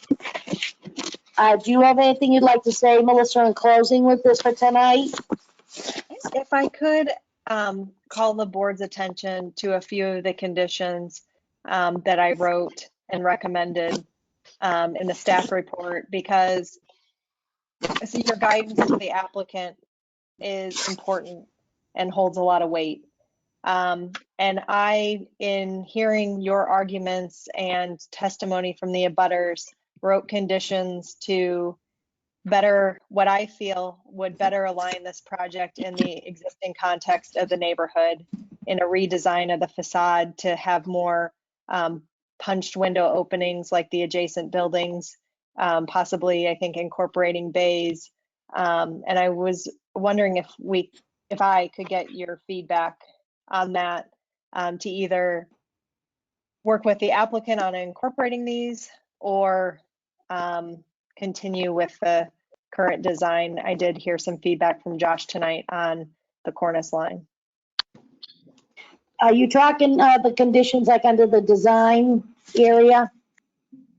Yes, let me get there, sorry.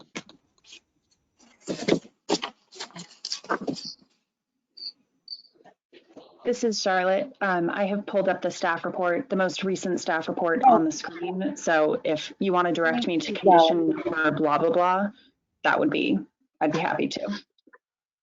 Thank you very much. That's very helpful.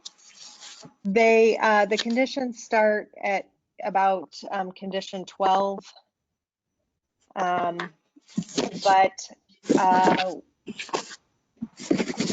I reference a cornice line separating the third and fourth floors, a storefront elevation that complies with the new zoning code, and a redesign of the facade of the building to better match the fenestration patterns of the adjacent buildings. With the exception of the storefront, there shall be no large areas of glazing, and that the applicant shall consider alternative railings to glass or masking railings behind parapet walls.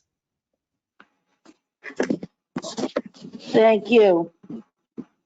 Does anybody on the board here have any comments on these? Do you agree with them? Do you like them? Do you understand where the staff person's going with this? I do. Can I hear from the architects first? Josh, do you have any comments on these, or you think that you understand it?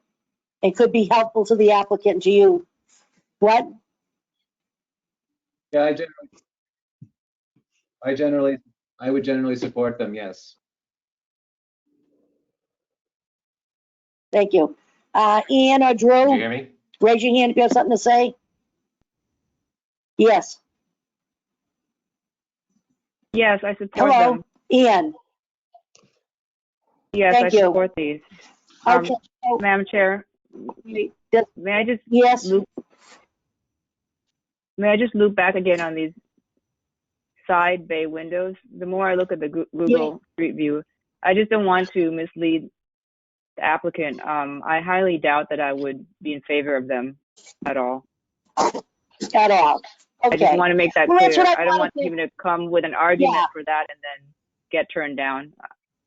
Well, that's what it's getting a little overwhelming. I'm keeping notes. I'm trying to see who's saying what, and I can see that I don't want to, if you don't like something and you're not going to approve it, I don't want them to go away tonight thinking there's hope. You know, I just don't think it's fair for them Right. investing time and money. It's disrespectful to me. So that's why I look to you, what you said, Josh. I get what he's saying. He wants the whole thing to still shrink. I think Elaine and Drew, they agree with you both, and they'll look at a little bit extra on the landscaping story. So, Melissa, I thank you for.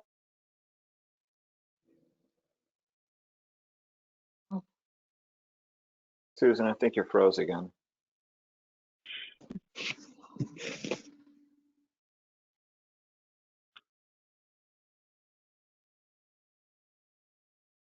It's Melissa, everybody. Maybe we just sit tight for a moment, and if not, Josh, another motion. At least she's the one talking this time.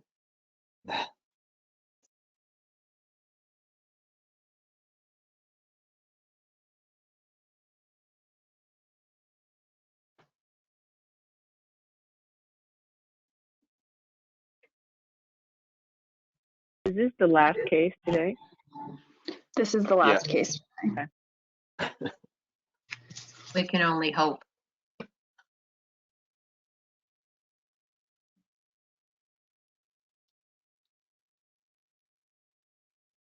Now we lost her.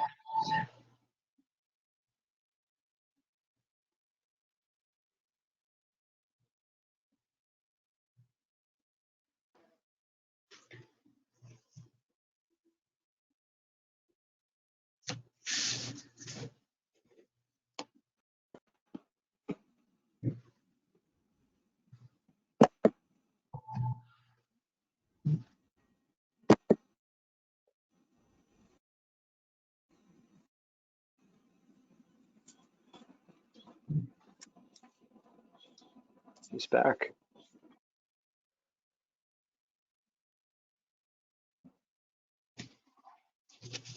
I think you have to ask for a recess in order to get her back. I think that's the way. Hello? Hey, we can hear you. Yay. Excellent. Hi.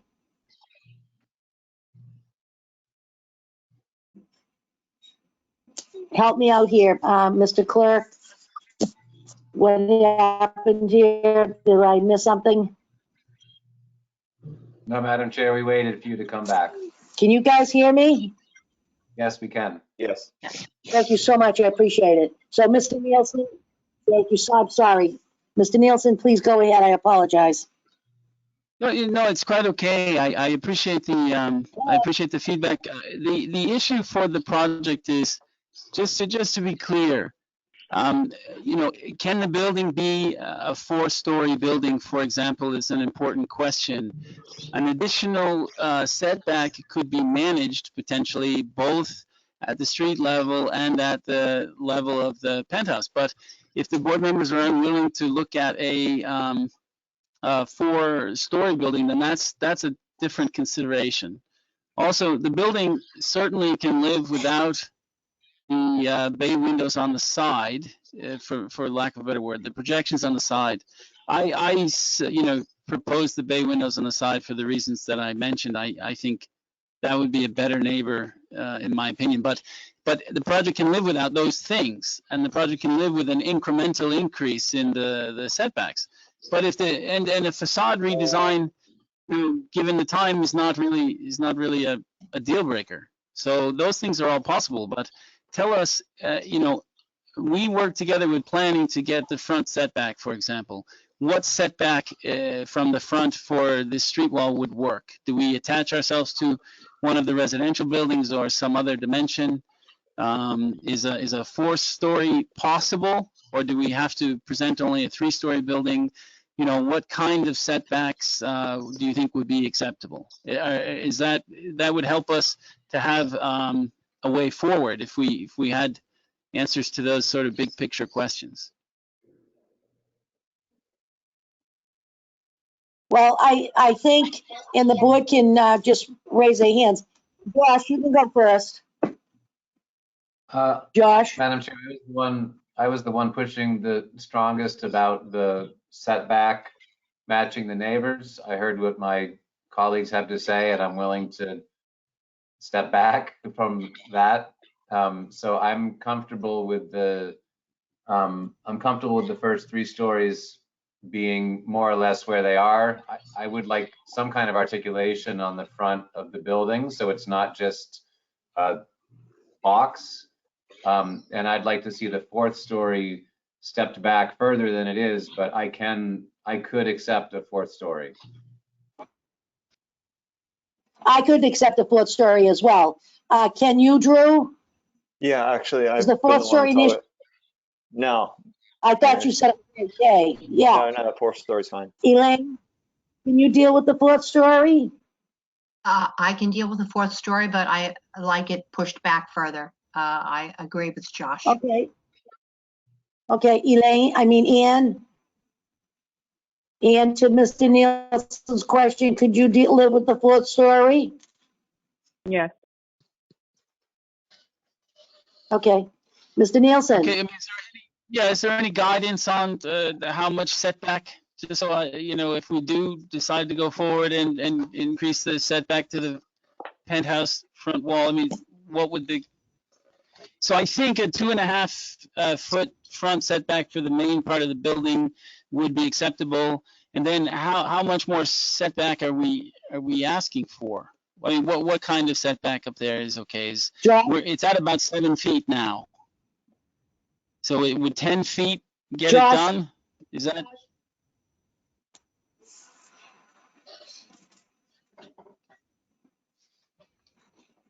Madam Chair, I'm just Mr. looking at the Safdie? drawings. I'm looking at the drawings. Okay. Yes, It's a 7-foot setback from the street, but not from the front of the building. That's right. how far back is it from the front of the building? Only about 4 feet.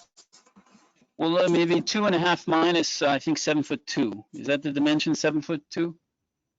So 2.5 minus that, so it's 4.5 feet. Close to 5, I suppose. How much further would you want to go?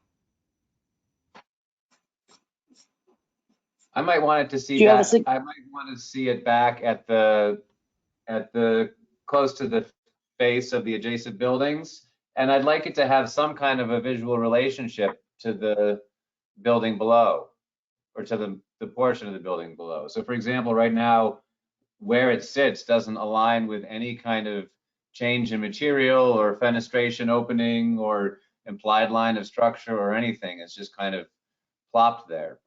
So I'd like to see it have a relationship with the stories below. I mean, yeah, I mean, fair enough. We lined it up with the fenestration, the opening on the side. That's.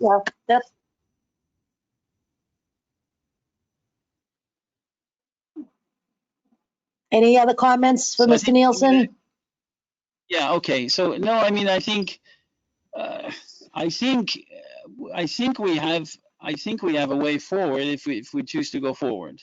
I think so. I think a 4-story building is okay. Great. The setback to the front is okay. Yeah.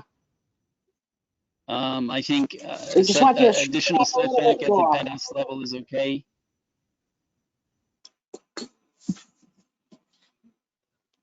So, has the board had any, are we all set talking for tonight and offering some suggestions? Yes, anybody want anything else to say? Raise your hand. No. Staff, Melissa Woods, Yes. can we adjourn shortly and go forward? Do you have enough information from us to help you working with the client? Yes, thank you.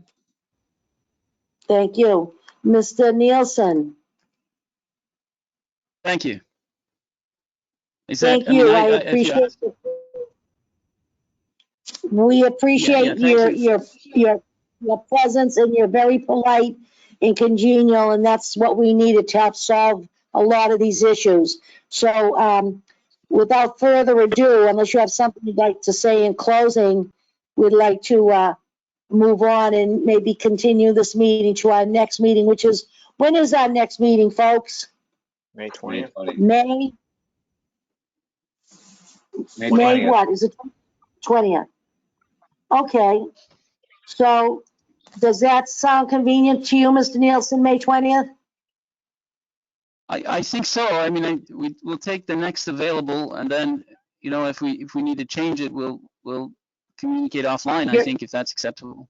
Yeah, absolutely, you're welcome to that.